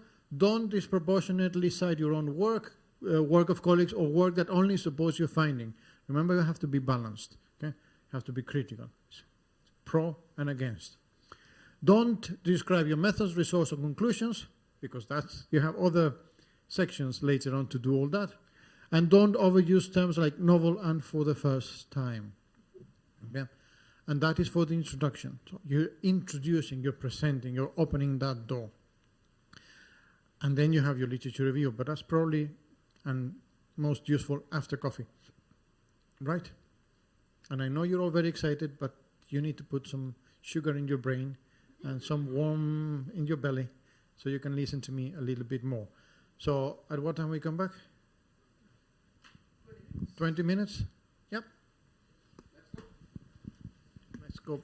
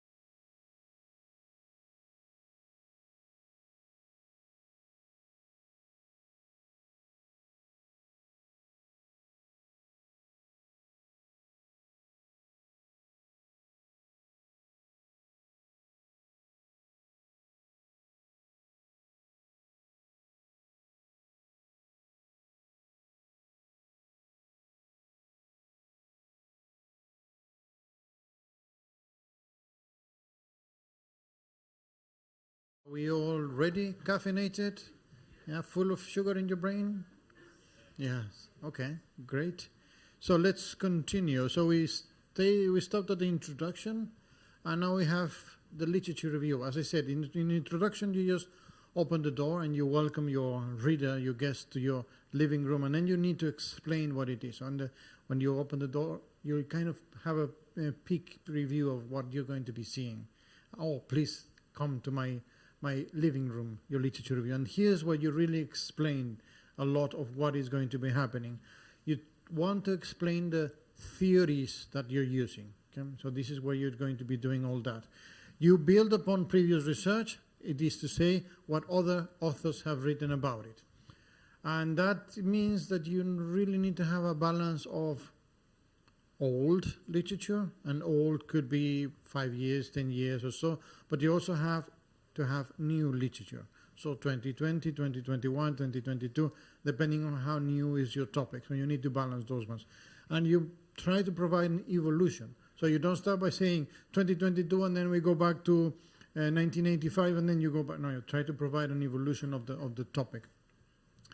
You have to use critical reflection and analysis. So not just say, Lozano said so-and-so, and Tortato said so-and-so, and James said so-and-so. No. What is the narrative about this? What is the point that you want to make in each of the different paragraphs? Make sure that you have a proper logical flow and stand on the shoulders of giants. So read and read and read and read. And after that you read some more and then you start writing. You don't start writing because like that. You read and read and read and read and read. And once everything's in your head, then you can start providing that narrative of what it is, what the theoretical approach you're going to be using. What do you want to use your literature review for? One is information seeking. What is around? You finally identify the relevant literature for your research question or objective. So what is there about? You go around, you do Scholar Google, you do Scopus Web of Science, you find out, and then you start putting it together. You start piecing this puzzle, and then you provide a narrative. You do your critical review. As I mentioned, you evaluate and analyze the literature with critical eyes. Does this support my objective? This doesn't support my objective. What is the contradiction in this? Is there a paradox, a paradigm, or whatever it is? And then you try to provide that. And the aim for that is to find research gaps. So what is the gap in current discourses on sustainability reporting, on circular economy, on gender issues, on whatever. What are the current gaps? Or you develop your hypotheses and your questions. So the aim of this paper is to analyze gender issues in circular economy in manufacturing companies, for example, or gender issues in higher education for sustainable development, because there's very little written about that. I'm just making it up as we go along, but that's what you want to do. You want to, as I said, you want to push the boundaries of scientific knowledge. How do you push the boundaries? By finding things that are little research. There's limited research on that, or there's no research on that. Or you want to propose a theoretical framework. So that's kind of not very common, but it still happens. So you come out with the literature, you provide your theoretical framework, and then you're going to test that theoretical framework from your data. So here's the conclusion. What facts can we find to support it? That's what we put the cart before the horse. That's what we do not do in our literature review. Okay? You don't do that. You find the facts, and from the facts you state what the conclusions are. These are the facts, this is what has been said, this is what other authors have been saying about it, and therefore we can conclude that gender issues in higher education for sustainable development, there's not enough research, and then we have to do it in that way. Or there's a lot of research, but there's something missing. Or the framework that is proposed is not complete. Or. Yeah? What we want to do is, here are the facts, what conclusions can we draw from them? So find out the facts after you read and read and read and read and read, and then you start writing that literature review. Remember that literature review has an aim. It has the aim of providing a theoretical framework, theoretical lens. So how are you going to be looking at your entire paper? On your methods, You provide sufficient information so that a knowledgeable reader can reproduce the experiment or understand your methodological position. When you're doing experiments, you want that to be reproducible. So you want somebody else to reproduce it again and again, so you come out to a 99.99999% of certainty. When you're doing social sciences, business studies, and anything like that, you don't reproduce the results. You reproduce the process. And the results or findings will never be the same, because it's the nature of social sciences and political sciences and business studies that you will not come out with exactly the same result, because we all have different opinions and we look at it in different ways. And you must cover these things. So what is your research design? What is your data collection? What is your data analysis? About 95% of papers have those three. About 5% of the papers have the other ones: reliability, validity, generalizability, and other types of limitations. And not having them is a mistake, a methodological mistake, because any method that you choose, from an experiment to action research to surveys to anything, is going to have limitations. And you must acknowledge those limitations to make your paper stronger. So make sure that you have your research design, data collection, data analysis, and limitations, including threats to reliability, validity, generalizability, and any other operational issues that you have there. It is much more appropriate to label it as methods, especially if you're writing a paper, because methodology is the study of methods. If you go to your ancient Greek, methodology, study of methods, you use it when you are comparing methods or when you are talking about epistemology or ontology in your paper. So although some journals really force you to write the word methodology, to be much more appropriate is to write it in as methods. Use the guide for authors. Unless the guide for authors states otherwise, use the past tense. So why do we use the past tense in a paper? Except when you are describing results. Because by the time you accept the paper, go through the proofs and all of that, it's already at least a year, if not 2 years or so. So it's better to write it in the past. But some journals want you to write it in the present. So if the journal wants it in the present, you do as the journal tells you. On types of research, and we talked about what research was, we have exploratory research, which helps to define and identify and define a problem or question. Then we have constructive research. We test the theories and propose solutions to a problem. And then we have empirical research, when we go out and collect empirical data, and then we do the things. So empirical research is when you have research gaps that nobody has addressed. There's practically nothing known on that topic. And then you do your exploratory research. Your empirical research, you go out to the field and you do those things, and constructive, you test the theories. We have also, as I mentioned, kind of on passing by, we have qualitative, quantitative, and mixed methods.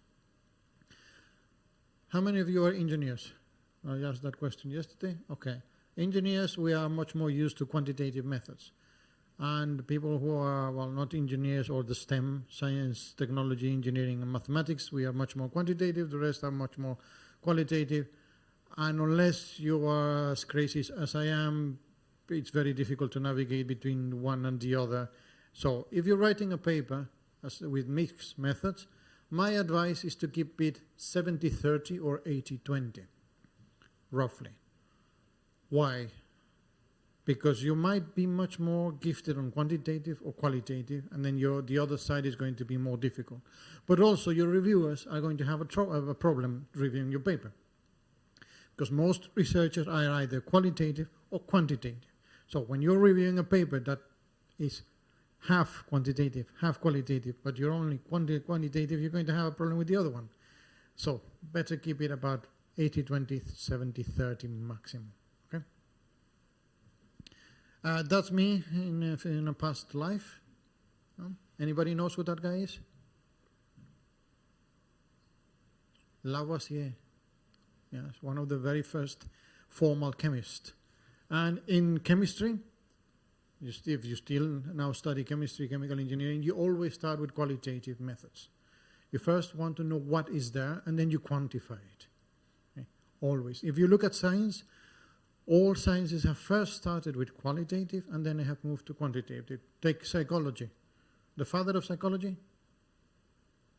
Sigmund Freud. The really mother of psychology? The daughter of Sigmund Freud. I forgot the name, but she pushed psychology much farther than Sigmund Freud. Anna Freud. Much farther than Sigmund Freud.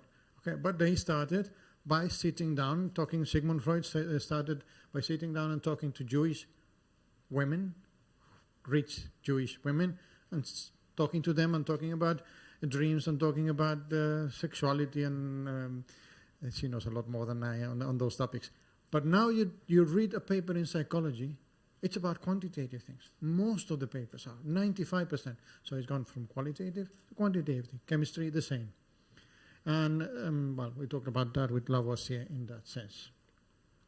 And this is what we call a research onion. Yeah. So this is by Saunders, Lewis, and Thornhill, 2007, and also there's a 2009. What it shows you there is epistemologies and ontologies, and I'm going to have to show you from here. Sorry for the camera, sorry for the online people, but there's no other way to do this. So we have your ontologies from here down. So that's kind of political sciences, social sciences, etc., etc. And then you have your epistemologies from here up. Okay? This is extremely positivistic experiments, and you have one line here. The other ones are areas. So you can do realism through surveys, you can do realism through case studies, you can do interpretivism through surveys and case studies, you can do pragmatism through grounded theory, and you can combine pragmatism with realism, and I don't deal with ontologies, okay, that's for other people. But each of those things are there for a reason. So if you're going to be doing positivism, you don't do positivism with grounded theory. You don't, okay? So you tend to do those areas on that sense. You don't do ethnography with surveys. Okay? You don't combine those things. Now back to my place. Anything else that I need to tell? No, not at the moment. You know that guy? Yes? Sherlock Holmes? He based it on deductive reasoning. So it's used when you know to be true in general, and then you decide what is true in a specific case. In the opposite, inductive reasoning, you use observation of specific cases and you bring it to the general cause. So in one you go from general to particular, in the other one you go from particular to general, and you can see it here. So in inductive reasoning you have your observation, your generalization, and you create your paradigm. In deductive you have your theory, predictions, experiment, and deductive reasoning. Okay? There's a new trend in methods called abductive, that you combine inductive with deductive. I'm a bit more of a traditionalist in that one. Yeah, you always have to bring a penguin to a presentation, right? That's a mistake in logic. Okay? Penguins are black and white. Some old TV shows are black and white. Therefore, some penguins are old TV shows. Don't use that type of logic in your paper, okay? That's really bad logic. But penguins are cute. Okay? But they're not very good at logic. Okay, so we talked about the quantitative and the qualitative type of research. Quantitative is pretty much about numbers. You can do fully quantitative like in an experiment, or you can do quasi-quantitative. Okay, that sounds a bit blah, blah. But that's more or less when you're using, for example, surveys and Likert scales and transformation of qualitative data to quantitative data. And then in qualitative data, it's just narratives, forms, observations, and things like that. The differences are, for example, in quantitative is much more deductive. You do testing of theory, more used on the natural sciences and objectivism, and in qualitative is inductive, generation of theory, interpretivism, constructionism, critical realism, and depending on those type of things. Okay. You have to have research questions. Sometimes we call them research questions, and let me go back to the onion. Okay. What's the difference between a research question, a research objective, and a hypothesis?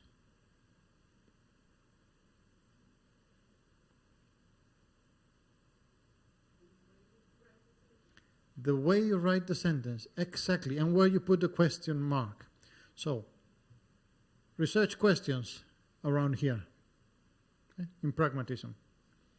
Research objectives around here. Hypothesis around here. Research question. What is the current state of circular economy in Brazil? Research question, right? Research objective. We are going to analyze the state of circular economy in Brazil. Hypothesis. Brazil is doing great in circular economy. And then we need to prove or disprove. Okay? So one is a question, the other one is a statement, the other one is a really strong statement, yes or no. So when we go back to research questions, there are research questions, hypotheses, objectives. They are a vital part of your research because they set up the type of research design and methodology you're going to be using. So if you have a hypothesis, you do positivism. If you have objectives, you tend to do the critical realism, interpretivism. And if you have research questions, more on the pragmatic type of research. And of course, that's what I just said. Now, research questions tend to be used as a what and a why. And you also have quantitative questions that how much. Okay? That tends to be much more on the objective.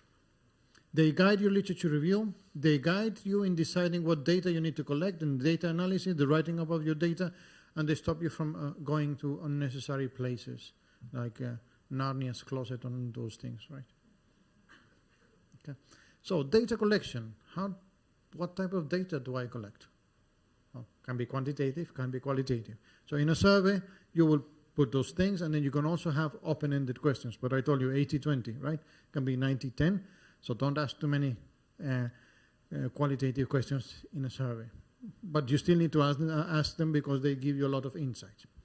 Now, in interview, don't ask too many questions about numbers because that's what you use surveys for. That's the type of data you will collect, so qualitative through interviews, focus groups, observation, etc. Quantitative data through surveys, experimentation, etc. And then you can do mixed methods. Make sure that you are as transparent as possible with your reader. Our survey has 6 sections, and the type of questions that we ask were so and so and so. We use a 7-point Likert scale from positive to negative, and a Likert scale is known that it is either 2 negative, 1 neutral, and 2 positive. Or you can always say, well, we use a 5-point scale, but not a Likert scale, from a 0 to a 5, and this is what each of these means. But try to be as transparent as possible in those ways, so that they can replicate your research. In the data analysis, of course, it depends on type of research that you're doing. So if you're going to have quantitative data, you use quantitative data analysis. If you use qualitative data, you use qualitative data analysis. And I'll show you some of those that we have. It is based also on your conceptual framework, and more details in the specific methodology sections that they're just here. So these are the 4 main types of qualitative data analysis. And they go from quantity and quality of data to much more complicated data. So up here, you have what we call content analysis, and that is when you have a lot of data. Okay? And your analysis is rather shallow. Okay? It doesn't mean it's bad. It just means you have a lot of data, and then you need to analyze that. And you have 2 types, what we call quantitative content analysis, and it's just counting how many times a word is repeated, and that's been done by a lot of, for example, journalists, political scientists. How many times does the word sustainability appear in newspapers? How many times gender issues? And then you have your clouds, your word clouds. That's quantitative content analysis. In qualitative content analysis, you start categorizing them a little bit. Then you have grounded theory that has 4 types of grounded theory. You have less amount of data, but you can go more in depth into analyzing that data. Of those 4 types, the strongest one is what we call constant comparative analysis, because you start with some categories from your literature review and you start comparing all your instances against that, and you create a new theory. Then you have what we call discourse analysis, very widely used by political scientists, and then in that way you read the sentence, but you look at where the word is located in the sentence and how it is done in the sentence. So it's a bit of interpretation there. but it's if you have a lot of data, you can't do that. So it kind of reduces in the number of data. And then you have what we call hermeneutics. And that's when you really are completely out of your mind. Hermeneutics comes from the study of the Bible. So you read a passage in the Bible or several passages in the Bible, and then you try to interpret what is meant over there. So you can do the same for normal text, for non-biblical studies. But you really are looking into interpretation and reinterpretation, and you have to look into the details and the whole and the whole and the details all the time. It's what we call the hermeneutical cycle. I had to do that for one of my papers, and believe me, it's for an engineer, it's a nightmare. Mm-hmm. But it provides you a lot of information. But you cannot do it if you have 100,000 documents. You have 100,000 documents, you do content analysis, quantitative content analysis. Now you have 5 interviews that are really heavy and loaded with a lot of insights, and you can do hermeneutics. Mm-hmm. And this is just a very, very brief overview, okay? You can look at the many different books and classes that you can take on qualitative analysis. Then you have the quantitative analysis. That's about numbers, totally hated by lawyers. Yeah? I have friends who are lawyers who see a 2 and say, no! There's several ones, so graphs, charts, statistics, mental maps, you can also write them with that, network analysis, etc. And it goes from simple counts to frequency of occurrences to more complex data such as test score, prices, rental cost, and then you have to prepare the data. So let's say you have a survey and you have 500 responses. You're like, great. But you have to clean that. And out of those 500 responses, 200 of those responses, they never answer anything. And you have to eliminate them. And 50 of them just answer half of them, and you have to eliminate them, and you have to prepare them, you have to clean it, you have to put the right coding over there. And then you have to describe what it is. So out of my respondents, 50% were women, 50% were student graduates, and 20% were kindergarten student and pupils, etc., etc. So you describe your sample. And then you try to look at the relationship differences, trends, and statistics. And we have, for example, to test whether 3 or more groups are different, you have the parametric statistics like ANOVA, and then analysis of variance, and you have the non-parametric statistics like Kruskal-Wallis. Then you have your correlation, Pearson correlation, Spearman correlation. That's are they related and to what extent? So, for example, in engineering, a correlation lower than 0.8 is nothing, but in social sciences, 0.4 and above is quite good, or quite good, goodish. Okay? Then you have regression, and that is to try to test for causality. Then you have clustering, that's a grouping technique. For that, I recommend that you get SPSS or anything on that line. Okay? Robson in 2002 argues that quantitative data analysis is a field where it is not at all difficult to carry out an analysis which is simply wrong or inappropriate for your purposes. And the negative side of readily available analysis software like SPSS is that it becomes much easier to generate elegantly presented rubbish. So be careful with your statistics. And I've met people who are absolutely gifted statisticians, but they cannot write a paper. So a paper is everything. Introduction, literature review, methods, results, discussion and conclusions, everything. Not your statistics, not just your statistics. And remember, sheet in, sheet out. Okay, that's the proper academic term. Be careful when you use statistics. We have some, for example, central tendency, the mode, the median, the mean. We have the dispersion, range, quartiles, variance, standard deviation. We have those ones that I've already mentioned. And I say mentioned, most papers just do your research design, your data collection, your data analysis. But you must deal with your method's limitations. Every single method has limitations. If you're doing GIS, geoinformatic systems, you take pictures from up there, okay? Not the second floor, but with a satellite. You take a picture. You cannot take a picture on a millimetric scale. You take a picture of meters. Okay? So what is the error on that? What is the limitation? The limitation is that I take meters, right? If I take an electronic microscope, I will go to the really micron, but it still has some mistakes. So maybe I can only take pictures in black and white, not in full color, and then I have to reinterpret. So those are the types of limitations that we have in hard sciences, if you want to call them. In soft sciences, if you interview somebody, if I was to interview Donald Trump about sustainability, I have to recognize my bias, and I have to recognize his bias. Okay? So those are the type of things that you have to acknowledge. But also, if I interview 5 people in this university, and then I completely generalize for all universities in Brazil, I'm making a huge mistake. So those type of things you cannot really do. You have what we call operational issues. So if you're doing a PhD in 3 years, you have an operational issue of 3 years, and you're trying to do, for example, observations and action research in 3 years is extremely limited. So you have to acknowledge that. Now, if you were to study turtles in the Galapagos, difficult, right? Not impossible, just difficult, because you can only go there once a year and you have to get a permit. If you're going to Antarctica, you only have a period of time that you can go to Antarctica to do studies in Antarctica. And that are your operational limitations. Now, if you had your plans to go to Antarctica in 2019 and you were really happy to go there because you were going to study there for 4 months, and then COVID hits you and you cannot go, you have to wait now 3 years to go to Antarctica. Those are the type of operational limitations that you must acknowledge. We also have the threats to validity, and that is whether the findings are really about what they appear to be. And they include, for example, history, testing, instrumentation, mortality, maturation, and ambiguity about causal direction. And causal direction is a thing that I keep on fighting with myself about that. Because as an engineer, I want A to lead to B.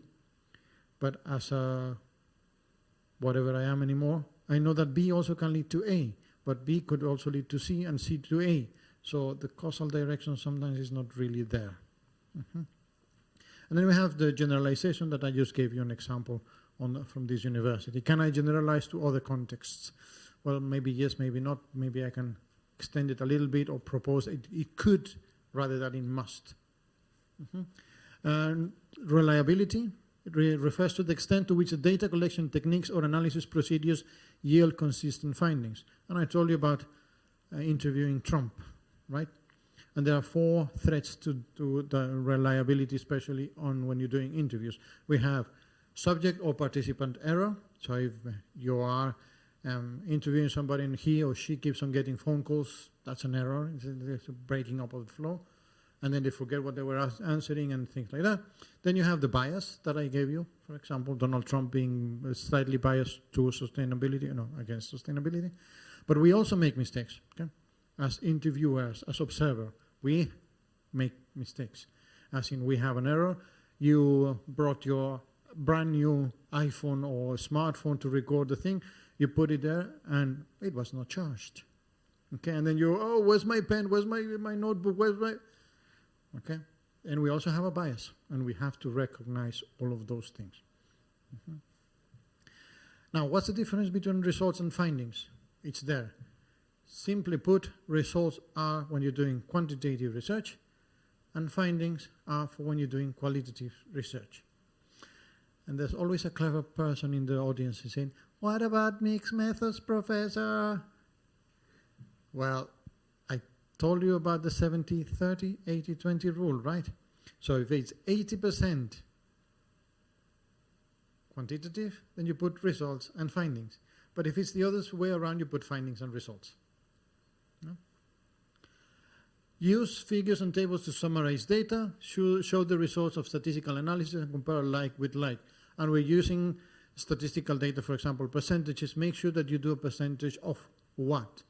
So Anna was putting a percentage in the different campuses, and you have 33% of women of 50 or something like that in Medellin.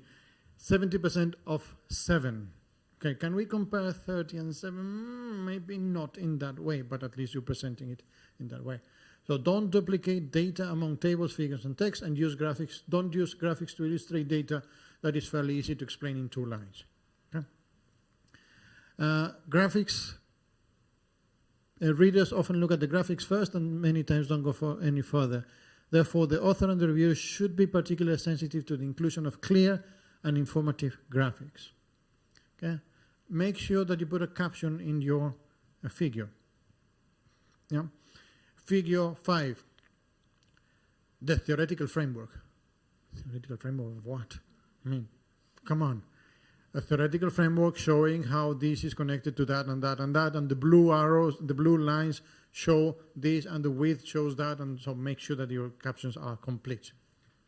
Now, everybody can see that, right?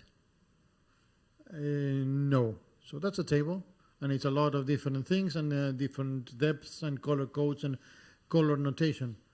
But what if we just write it like that? The surface soils were dark grayish brown, grading to light olive brown, light brown, and pale brown. Yeah, simple, right? So don't overdo things when you can make it simple. Which one is better?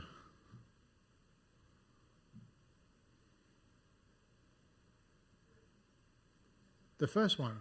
Everybody likes colors, right? Look at the numbers down here, okay? That's a 91, 5, 3.2, and 0. So if you try to show these numbers with that big difference over here, you will never be able to see it. So in this case, the table is much better because of the difference of numbers. So what do you see there?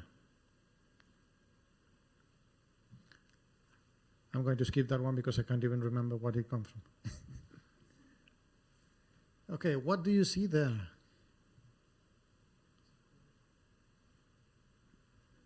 Anybody? It's a flow. No? Kind of flow? No? No, it's not a circuit? No? It's not a circus either?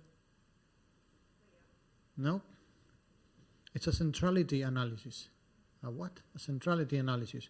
You do a network analysis first, and you put the numbers of correlations in the different connections. So, for example, here it's what is it about? For example, this is marketing and strategy. This is assessment and reporting. The correlation from a correlation analysis between marketing and strategy and assessment and reporting is 0.525. And then you put everything in the software that allows you to put the arrows, connect the arrows, and put the correlations, and then it creates a centrality analysis. The centrality analysis tells you which one is the one that is connected the most. And you can do it without the numbers of correlations, and that's just the number of connections, or you can do it also with the weight of the connection. Okay, and that tells you that this one is the one that is the most strongly connected to the other ones. This one is the least connected. That's another way of using quantitative data. Okay, when you use statistics, and I mentioned that, you use the mean and the standard deviation, don't just put the mean of so and so, because we can say that the temperature in Curitiba is, on average, throughout the year, 23. Yeah, the average in Arizona is 23. But the difference is that here you might go to 28 degrees, 30 degrees, and maybe 15, but in Arizona you might go to 50 and minus 20. So you have to add the standard deviation.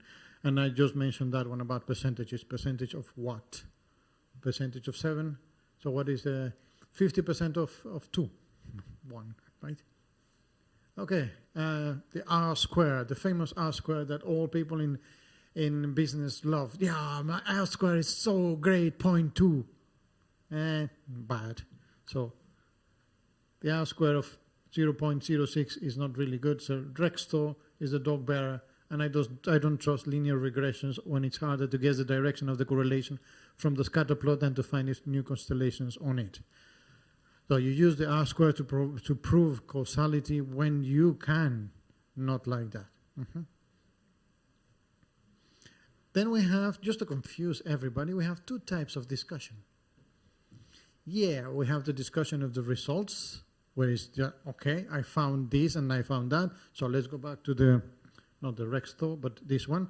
Okay, I can find out that this one is the most central one, followed by that one, and followed by that one, and this one is, this one and this one are the least central because of the weights, and then you're describing your results. Okay, you're discussing your results. Oh, maybe in this and that and the other thing, and then you connect it with the previous results. But we also have what we call the discussion section, and that is just to confuse everybody. On one, you discuss the results, and on the other one, you have your discussion section. And the difference is that in one, you talk about your results, and the other one, you link those results to your literature review. And once you link it, and that's what that one I just mentioned, and once you link it, you come out with 3 options when you link your results, your findings to your literature review. Which ones are those options? One is, I concur, my findings concur, and that's a very elegant word to say we agree with whatever has been said before. Okay? We agree, or we disagree, or we complement. And sometimes you may concur, disagree, and complement. So, he had 5 points on circular economy in Brazil. Huh? So I concur with him on points 1 and 2. My research concurs in 1 and 2.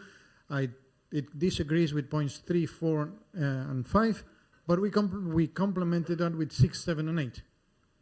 Okay? And you have to specify, okay, I concur with Tortato 2020 on this and this and this, but we disagree with this and this and this, and we complement with this and this and this. So you have to come back and link your results to your literature review, and that's why everything's connected. Okay. Avoid making grand statements that are not supported by your data. So this novel treatment will massively reduce the prevalence of malaria in the third world. Avoid adding new literature in your discussion. If you find new literature, you go back to your literature review, you put it there, and then you link it back. Your conclusions. It's very typical that in your conclusions section, you have one small paragraph or introduction reminding the reader what it was, of methods, literature review, your main findings, and then you say, what is your paper contributing when it comes to scientific knowledge, theory, okay? So what is it that you're pushing those scientific boundaries? What's your contribution? Oh, my contribution is that we concur with Tortato and everything.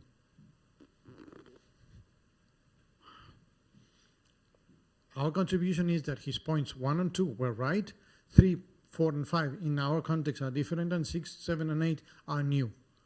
Okay, and we can talk about theory of circular economy, we can talk about gender equality versus gender equity, maybe we can propose a new framework on that one, maybe we can propose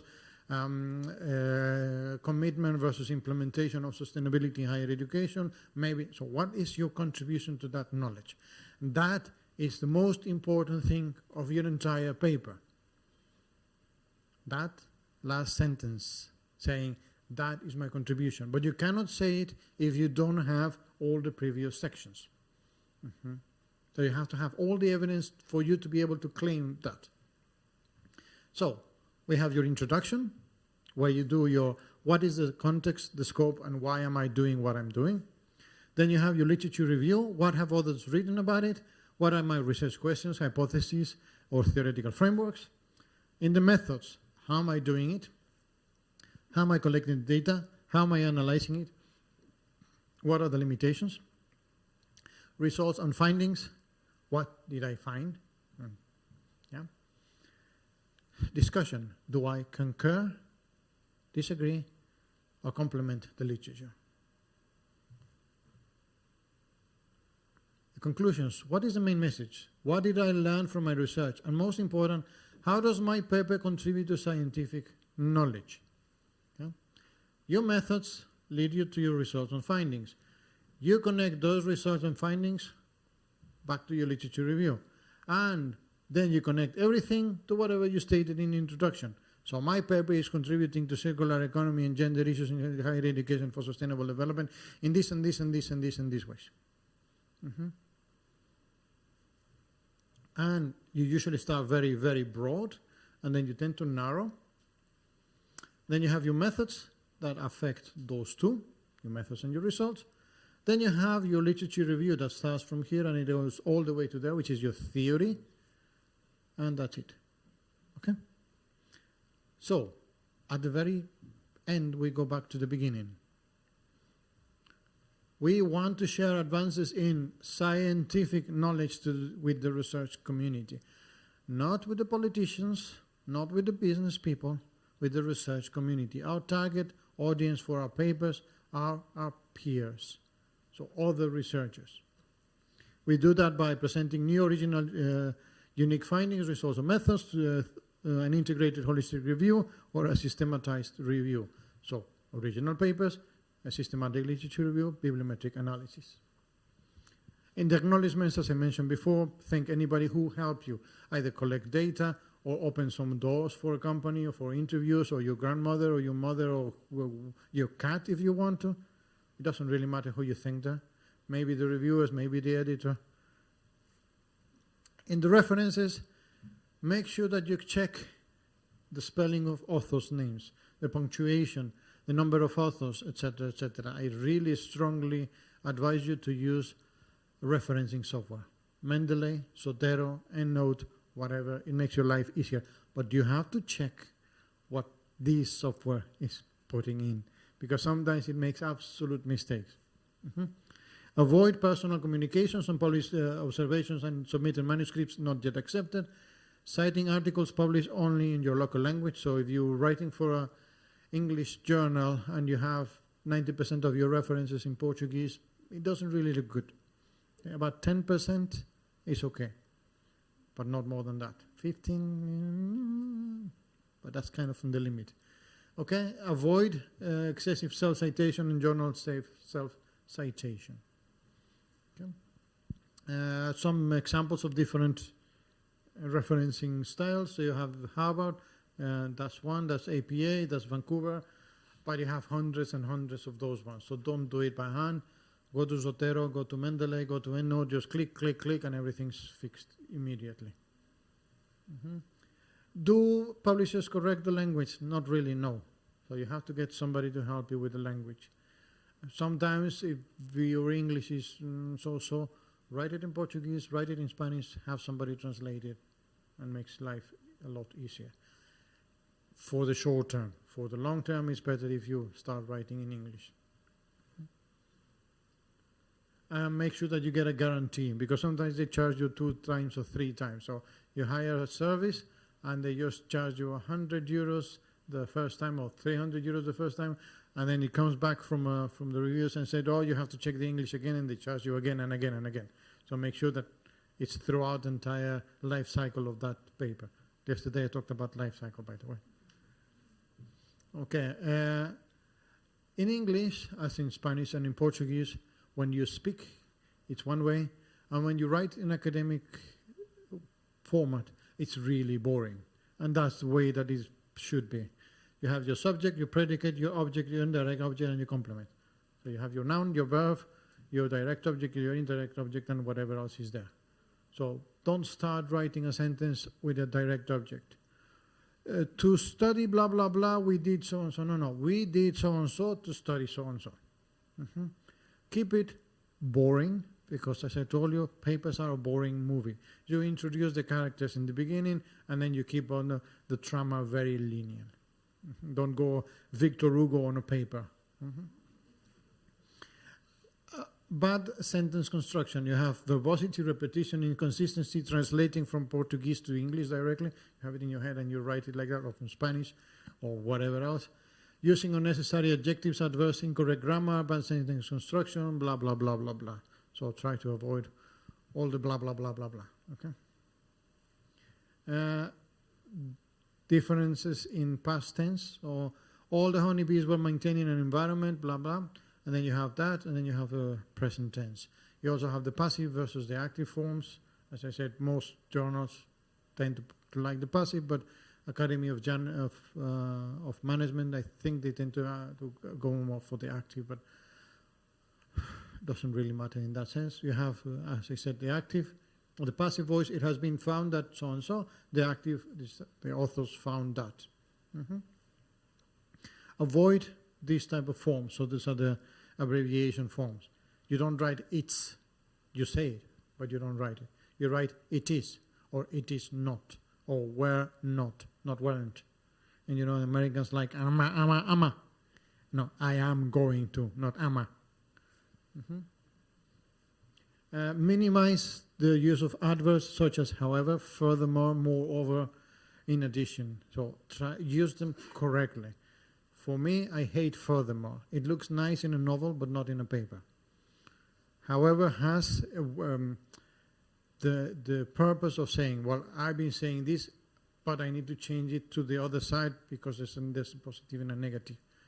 Eliminate redundant phrases, double check unfamiliar words, and use an English dictionary. As I said, I really like the Oxford English Dictionary, but you can use Webster or you can use whatever. Make sure that your figures are not in Portuguese or Spanish, but in English, unless your paper is in Portuguese or Spanish. Okay, make sure you translate them and not in Chinese or whatever language that is. Images, as I said, they're really extremely useful, but it depends for what. So what do you see there? Venice. Yeah, but what part of Venice? When is it in Venice?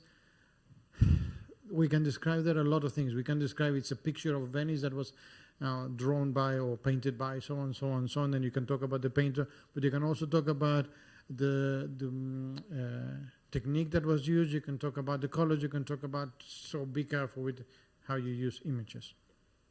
Because they say that an image is worth 1,000 words, right? And a paper is usually about 5,000 words, 8,000 words, so you only have 5 images. Okay, that's what I just said. Okay, they can be very, very useful, very in your face, but they can also damage your paper if you don't use them properly. Avoid repetition and redundancy, so in addition and also are the same. Don't use both, so you use one. And after centrifugation and then don't copy sections verbatim, so rewrite them, especially when you come to the conclusions section. Exaggeration, don't exaggerate. So there was a massive decrease in the number of tumors following PO administration of green tea.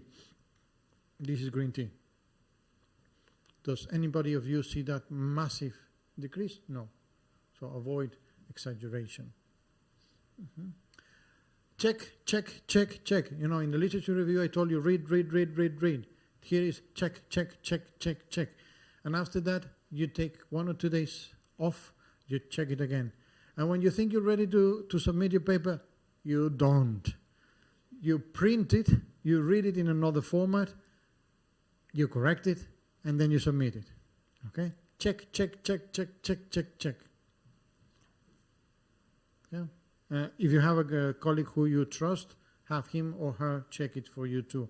You go blind when you're writing a paper, completely blind. It happens to all of us. You're like, oh yeah, and you're like, but I'm missing a verb there, I'm missing a comma, I'm missing a whole sentence, I'm missing an image. Your cover letter is something that is from ancient times. I think Newton was sending them to the editor. It's like, dear editor, my paper is good because I'm looking at so and so and so and so. It's a kind of remains from the British Empire, remnants of the British Empire.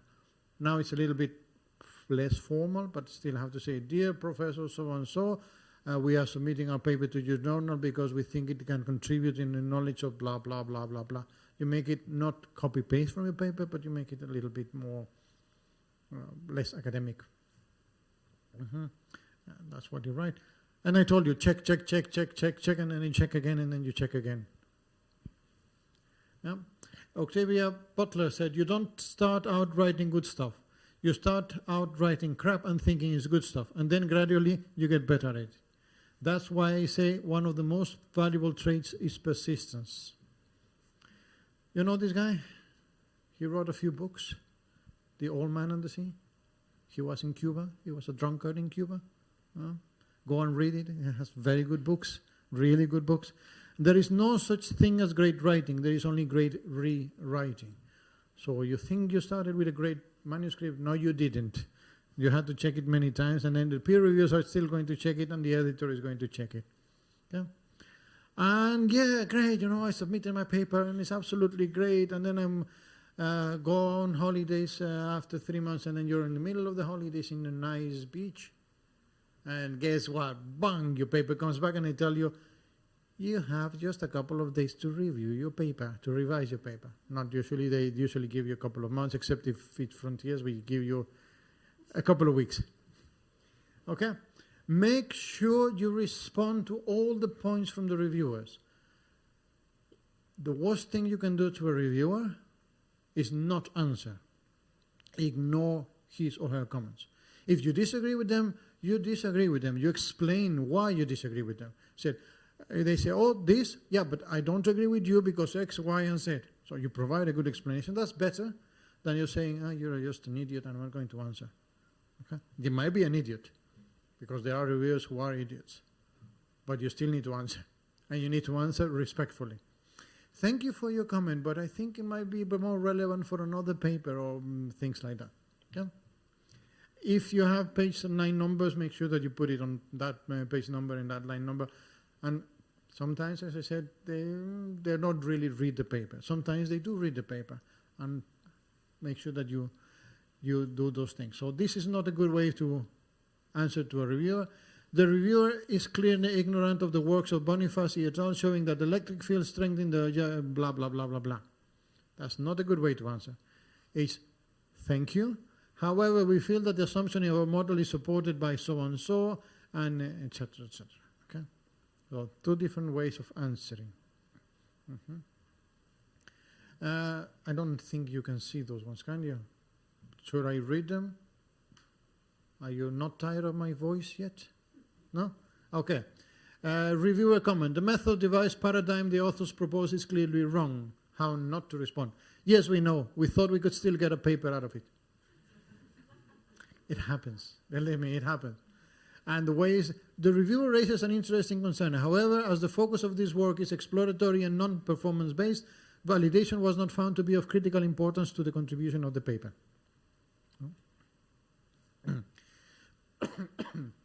Reviewer. The authors failed to reference the work of Smith et al. Who solved the same problem 20 years ago.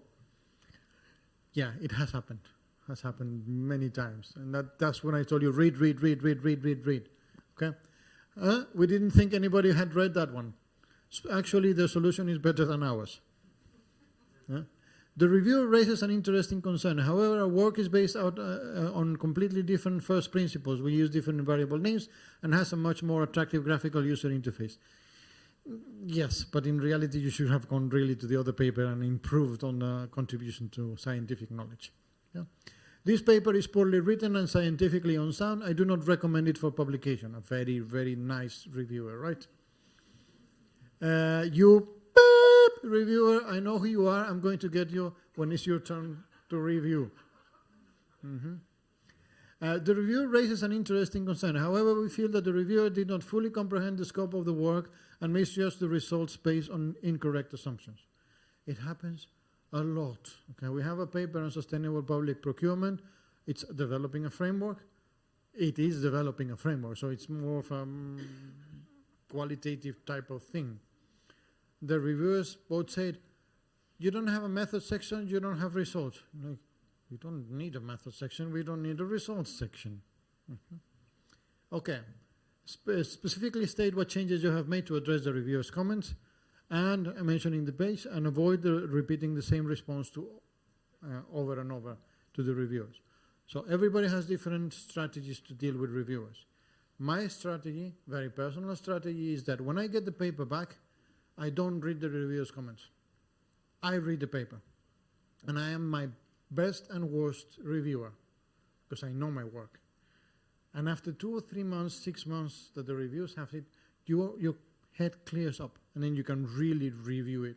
So I make my own comments and I make my own corrections and then I go back to the reviewers and cross-check them. And then I start answering to those. So if I have general comments, I put them on top, say these are the general comments, and then I go responding to specific comments.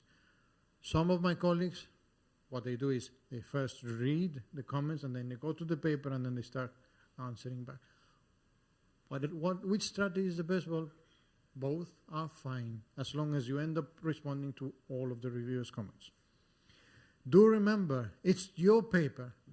It's not the reviewers' papers. So if you don't agree with them, tell them you don't agree. If they don't like your paper and reject it, find another journal. It's your paper. Now, unless you've written a very crap paper,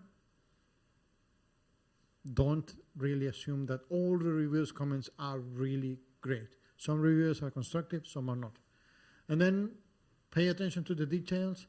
Check, check, check, check, check, check, check, check, check, check, check, check, check, check, check. Okay. Consider the reviews. Make sure that the English is spotless. Presentation is important. Take your time with the revision. Acknowledge those who have helped you. New, original, and previously unpublished. The research critically evaluate, and ethical rules must be obeyed.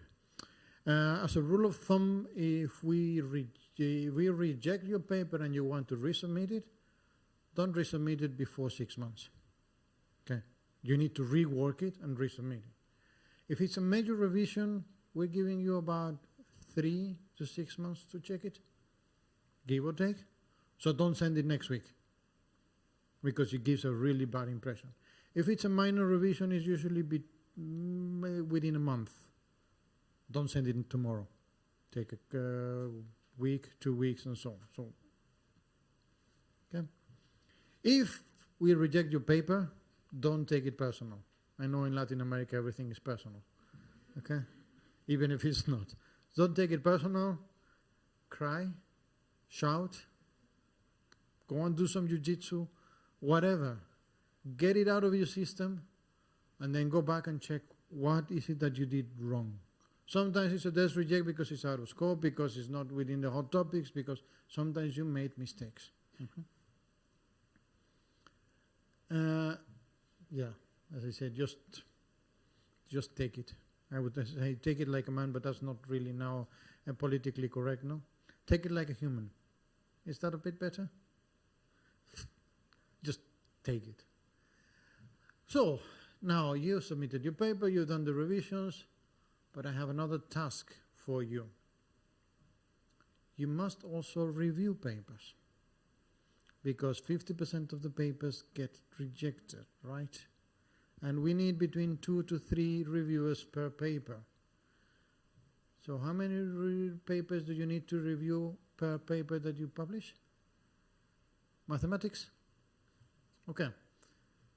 If we consider that half of the reviewers decline to review, half of them decline to review, and we have 50% rejection rate, and most journals require 2 to 3 papers.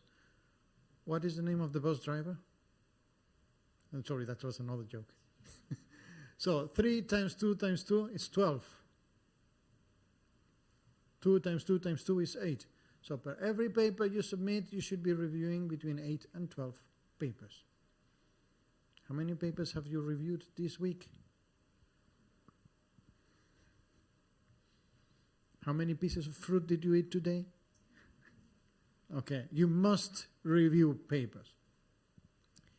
That's because you act as a filter. You know the field. Okay? You are one of the experts of the field in whatever field it is. Even if you're a PhD scholar, you're learning to become one of those reviewers. You improve the quality because you've been taking workshops like this today, and you're saying, oh, the threats to validity are not there, and you're not using your content analysis, and blah, blah, blah. And make sure that you look for that originality. What is the contribution to scientific knowledge? What is the contribution to theory? Is it just like, oh, but I just read another paper that was published 2 years ago, exactly the same. This paper shouldn't really be published. Is it on the top 25% of the papers in the field? Well, seldom you get one of those, but sometimes you do. Check the structure. Is the structure introduction, literature review, methods, results, and findings, the discussion, conclusions? Yes. Oh, the conclusions is before the methods, and the methods is before this, and hold on a minute, that doesn't really work. Okay. Is the language good enough? Can you read it and understand it? Are they building upon previous research? So if you're an expert on the field, on sustainability, circular economy, business models, whatever, and they're not really citing those things, you're like, hey, you missed Lozano and Tortato and company and blah, blah, blah, and you missed so-and-so. Just go and read them. Are they following ethical issues, or are there any ethical issues that need to be considered? So, for example, if you're doing anything with medicine, you have to have ethical approval in most countries. In some qualitative research, in some countries, you still have to get ethical approval. So if you're going to interview somebody, you still need to get ethical approval. Light, not full-blown ethical approval. Report to the editor, and as I said, we have these different options. We have the reject due to poor quality or out of scope, reject with an encouragement to resubmit. We have major revisions, minor revisions, and accept. And all the papers that I have edited in my entire life, I think maybe 10 out of more than 10,000 have been minor revisions. I've never gone from a direct accept. So about 10. But the remaining ones are major revisions and rejects, so about half and half. I insist, your paper is about scientific knowledge and sharing with a scientific community, and those are the type of things that you need to be looking for. And we talked about the publishing cycle, we talked about this part, not the proofing side. And I hope you really enjoy your journey. I hope this small workshop chat has been helpful. And most important, contribution to scientific knowledge. Writing papers is a lot of skill, and this should help you with that, but it's also quite a bit of art, and I cannot teach you the art. Muito obrigado.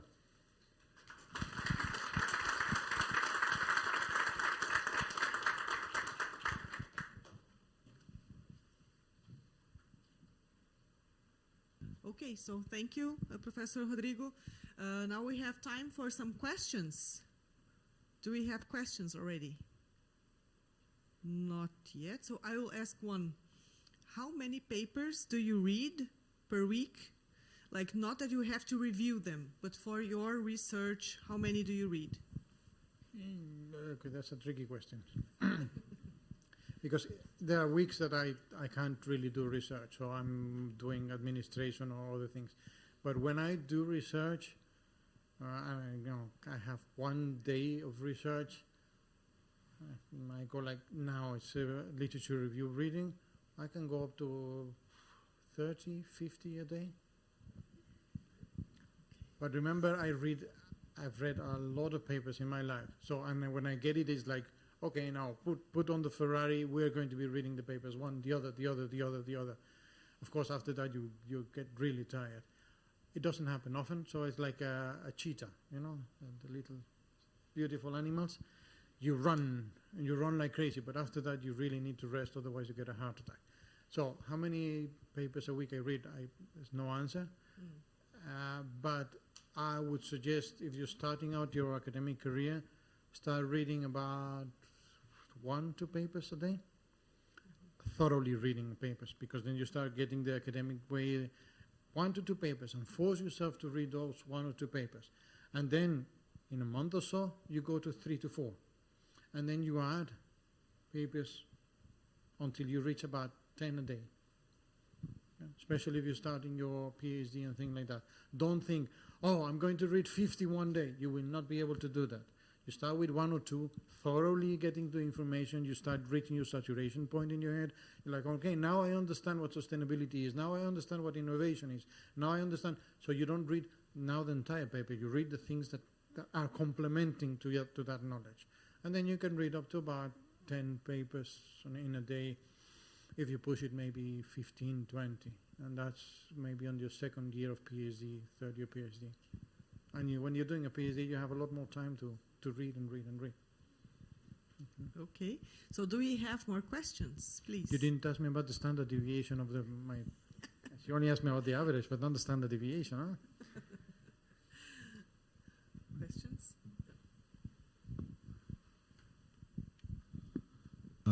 At the beginning, you mentioned that there's around 1.5 million new papers per year. Is that right? Something like that? They used to be about 10 years ago. I think now we are maybe at 2 to 2.5. Okay, so I mean it's a lot, of course. And what is your advice in order to as a researcher, how to maintain a high level, state of the art when you have so much information? When do you know when it's like you said, you're always double checking, right? Check.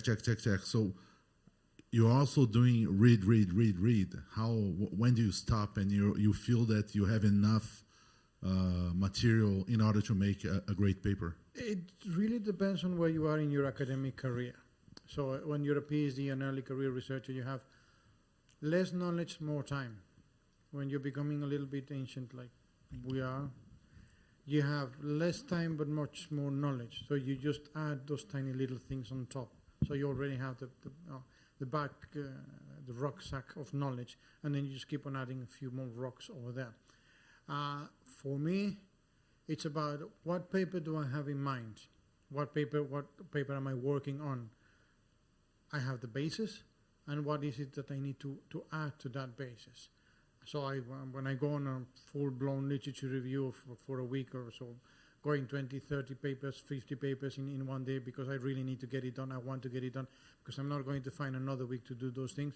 Then I go Scholar Google, I want to know the latest on this, and I kind of discard anything that is older than 8 years. So I want to know really what's being published in 2020, 2021, 2022, and things like that.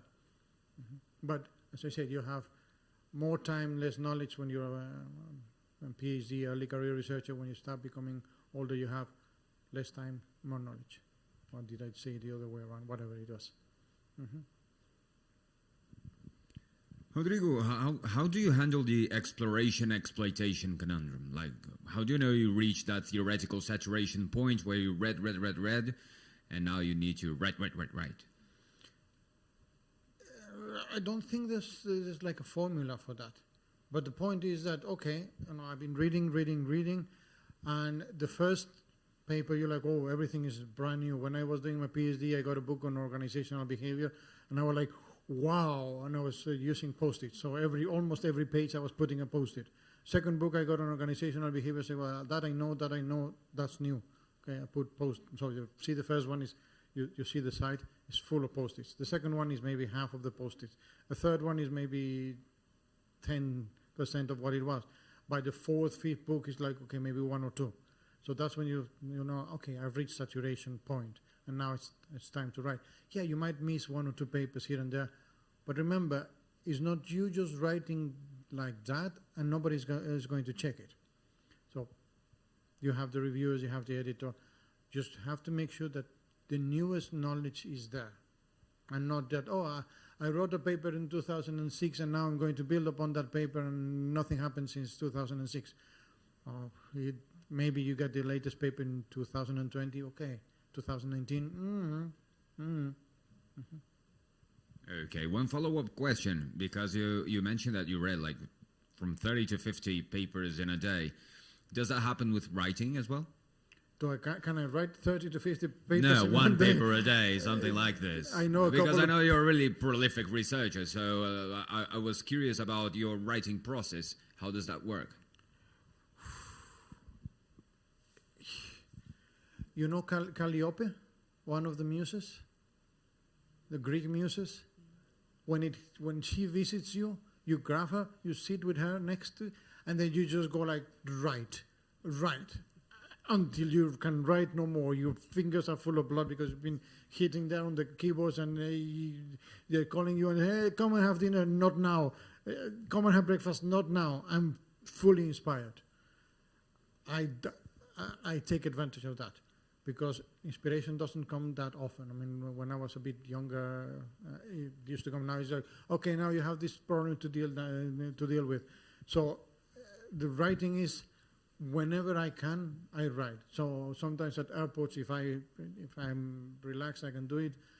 Put on some music, and just I get lost to the world when I'm writing. But that's me. Okay. Do you have any tips on how to make the goddess come like more often? How to make her come back, like make breakfast, something like this? I heard that you have to pray to the muses, but for me, it's just they visit me when they want. Really, when they want, and when they want, it's like forget about it. It's just I'm there. You can come and shout at me, and if I'm there, I'm not going to answer. It happened to me once. I went to the office at 9 o'clock. I started writing. I had my music on, typing. When I realized it was 5 o'clock. I had not stopped to go to the toilet or drink water or eat anything. So I stood up, and I was like, whoa. I thought, no. Every hour or so, I have to stand up, drink something, water, eat something, and then come back to it. Mm-hmm. Most important is what's new. So that creativity, that muse, is not just for you to do another statistical analysis. Maybe the statistical analysis will give you that inspiration. And you see, oh, now I can see the correlation. Oh, that's the key. That's the key to writing this paper. Finding that key to that paper is really the most important thing. Once you find that key and unlock it.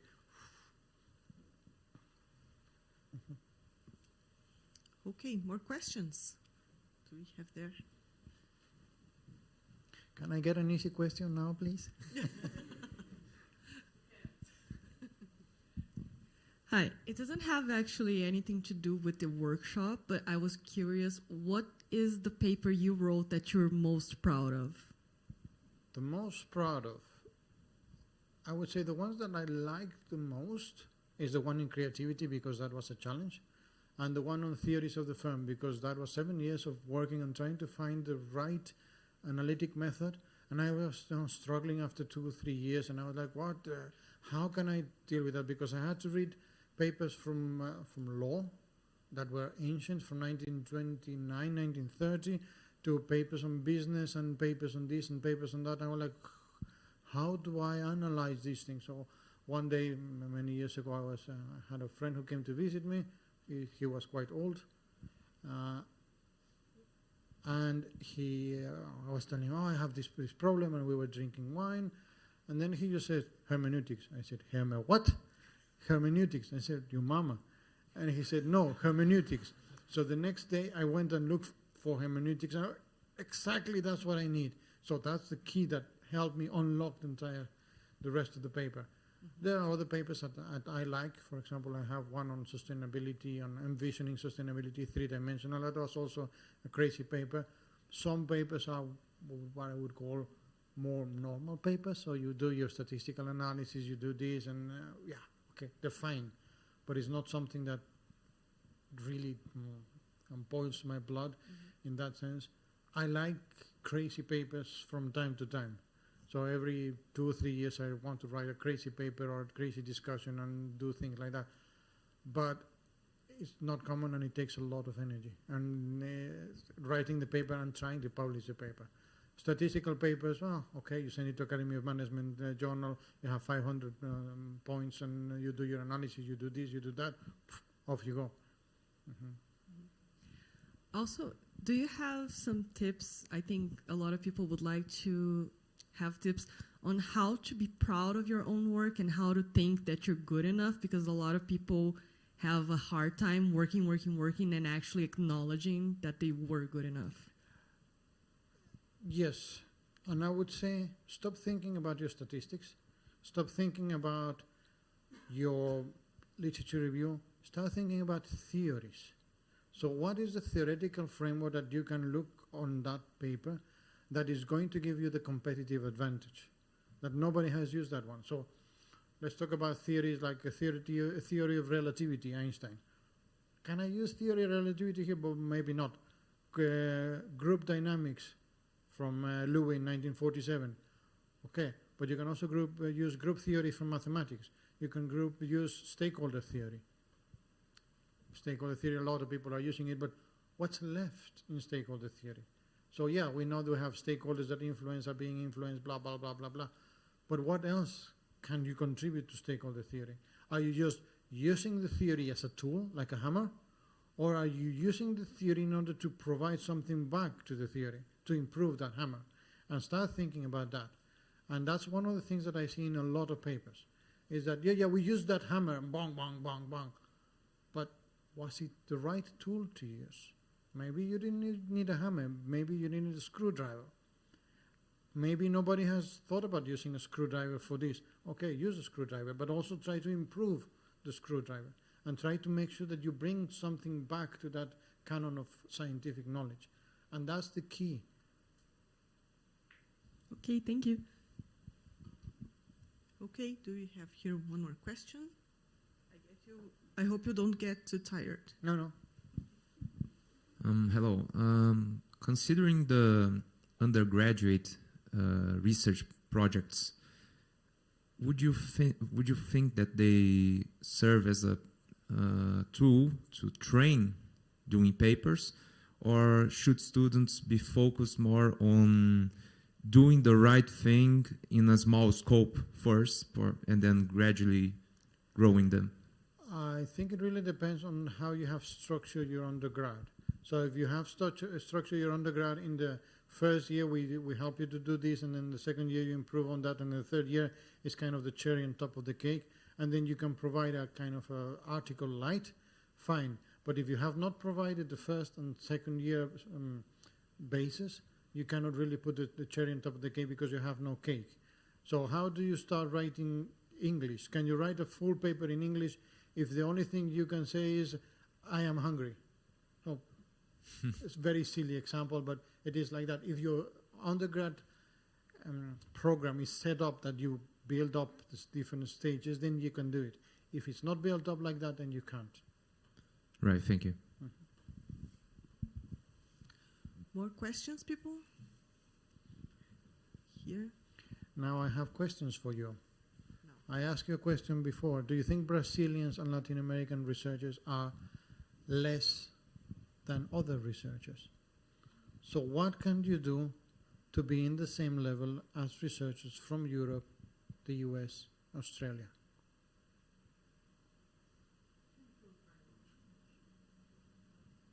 Think about it. It's not for you to answer it here, but it's a challenge for all of you to write better papers, good papers, and not just say, oh yeah, I wrote a paper, the statistics are fine, but so what? You send me a paper like that, I'm going to come back to you and say, so what is your contribution to scientific knowledge? What is your contribution to the theory of stakeholder relativity, blah, blah, blah?